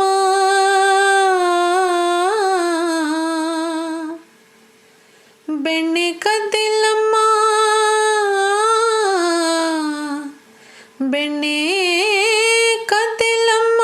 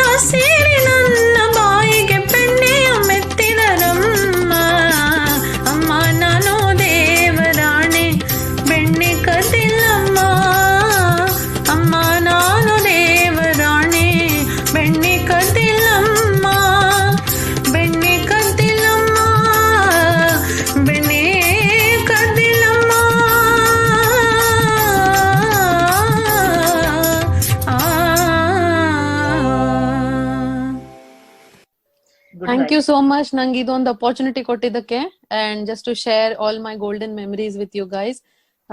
thank you so much for this opportunity. ತುಂಬಾ ಧನ್ಯವಾದಗಳು ಥ್ಯಾಂಕ್ಸ್ ನಿಮ್ಗೆಲ್ಲರಿಗೂ. ಒಂದು ಒಳ್ಳೆ ವಿದೂಷಿನ ಮೀಟ್ ಮಾಡಿದ್ದಕ್ಕೆ ಅಂಡ್ ಈ opportunity it was really good.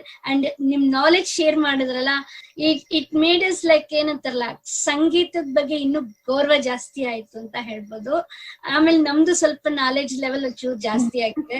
Knowledge level ಜಾಸ್ತಿ ಆಗಿ ಇಂಟ್ರೆಸ್ಟ್ ಹುಟ್ಟಿ ನೀವು ಕಲೀಲಿಕ್ಕೆ ಸ್ಟಾರ್ಟ್ ಮಾಡ್ಲಿಕ್ಕೆ ಶುರು ಮಾಡ್ರಿ ಅಂತಾನೆ ನಾನು ಎಕ್ಸ್ಪೆಕ್ಟ್ ಮಾಡ್ತೀನಿ. And I really hope for it. ಕನ್ನಡಾಭಿಮಾನಿಗಳೇ, ಈವರೆಗೆ ಶ್ರೀಮತಿ ಪತ್ನ್ಯಾ ಅವರ ಕೆಲವೇ ಹಾಡುಗಳ ಸೌರಭವನ್ನು ಸವಿದಿದ್ದೀರಿ. ಅಲ್ಲದೆ ಅವರಿಂದ ಸಂಗೀತದ ಬಗ್ಗೆ ನಮಗೆ ತಿಳಿಯದೇ ಇರುವ ಎಷ್ಟೋ ವಿಷಯಗಳನ್ನು ತಿಳಿದುಕೊಂಡಿದ್ದೇವೆ. ಪ್ರಜ್ಞಾ ಅವರಿಗೆ BHF ಕನ್ನಡ ವಿಭಾಗದಿಂದ ತುಂಬ ಕೃತಜ್ಞತೆಗಳನ್ನು ಅರ್ಪಿಸುತ್ತೇನೆ. ಹಾಗೆಯೇ ಅವರೊಂದಿಗೆ ಚರ್ಚಿಸಿದ ಶ್ರೀಮತಿ ರಮಾರಾವ್ ಹಾಗೂ ಶ್ರೀಮತಿ ಶಾಂತಾ ಗಿಣಿಮಾ ಅವರಿಗೂ ನಮ್ಮ ಹೃತ್ಪೂರ್ವಕ ಅಭಿನಂದನೆಗಳು. ಮುಂದಿನ ರವಿವಾರ ಇದೇ ಸಮಯಕ್ಕೆ, ಅಂದರೆ 6 ಗಂಟೆಯಿಂದ 8 ಗಂಟೆಯವರೆಗೆ BST ಪುನಃ ಅಂತರ್ಜಾಲದ ಮುಖಾಂತರ ಬೇರೊಂದು ವಿಷಯದ ಬಗ್ಗೆ ಚರ್ಚಿಸಲಿದ್ದೇವೆ. ಆವಾಗ ಪುನಃ ಭೇಟಿಯಾಗೋಣ. ಈಗ ಚಲನಚಿತ್ರದ ಇನ್ನೊಂದೆರಡು ಹಾಡುಗಳನ್ನು ಕೇಳೋಣ. ಧನ್ಯವಾದಗಳು.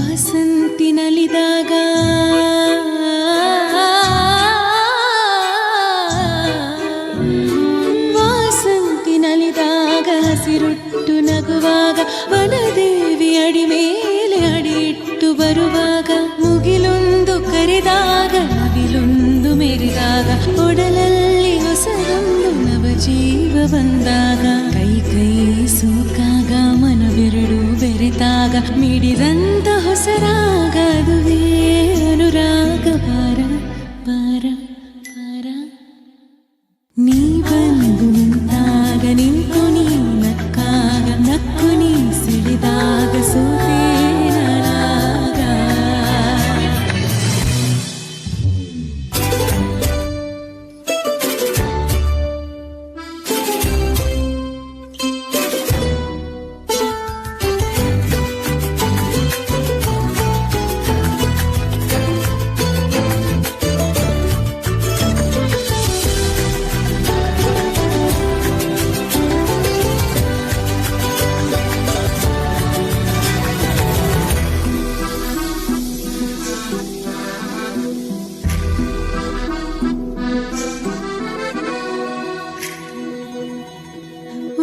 ಒಂದು ನಿಮಿಷ ನಾ ದೂರ ಇರೆನು ಒಲವೇ, ಯಾಕಾದರೂ ಹೀಗೆ ನೀ ನನ್ನನ್ನು ಸೆಳೆವೆ. ನೀನೆ ಹೇಳು ಕೊಡುವೆ ನಿನ್ನ ಪ್ರೀತಿ ಮುಂದೆ ಪದವೇ, ನಾದರೂ ಸರಿ ನಿನಗೆಂದಿಗೂ ನಾನಿರುವೆ. ಜೊತೆ ಇರಲು ನಿನ್ನ ಉಡುಪಾಗಿದೆ ನನ್ನ ಈ ಜೀವನವೆನ್ನ ನಿನಗಾಗಿ. ಲವ್ ಯು ಚಿನ್ನ,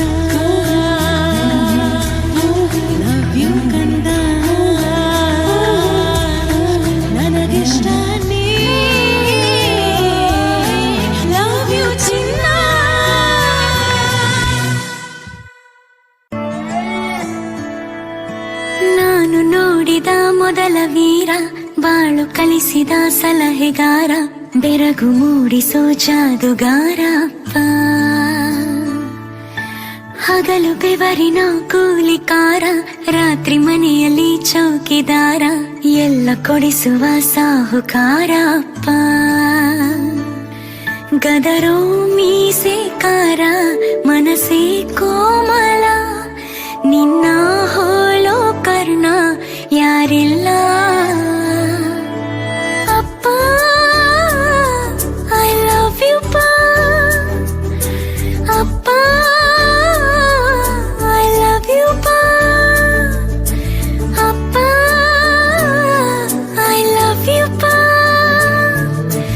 ಅಪ್ಪ, ಐ ಲವ್ ಯು ಪಾ. ನಾನು ನೋಡಿದ ಮೊದಲ ವೀರ, ಬಾಳು ಕಲಿಸಿದ ಸಲಹೆಗಾರ, ಬೆರಗು ಮೂಡಿಸೋ ಜಾದುಗಾರ ಅಪ್ಪ.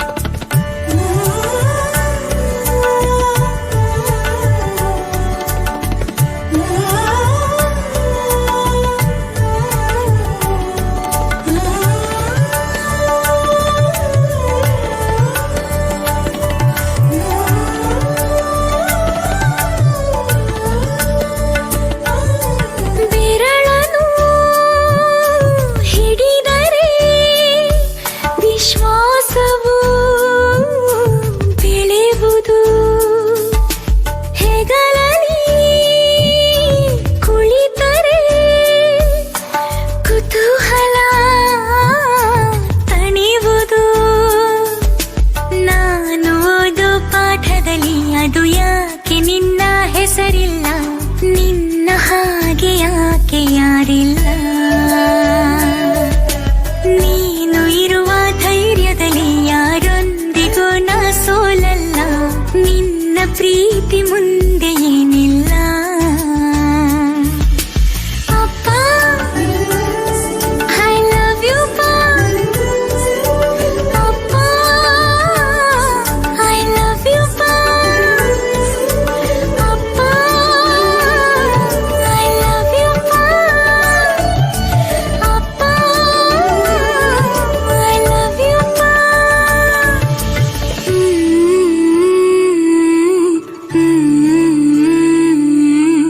ಎಲ್ಲ ಕೊಡಿಸುವ ಸಾಹುಕಾರ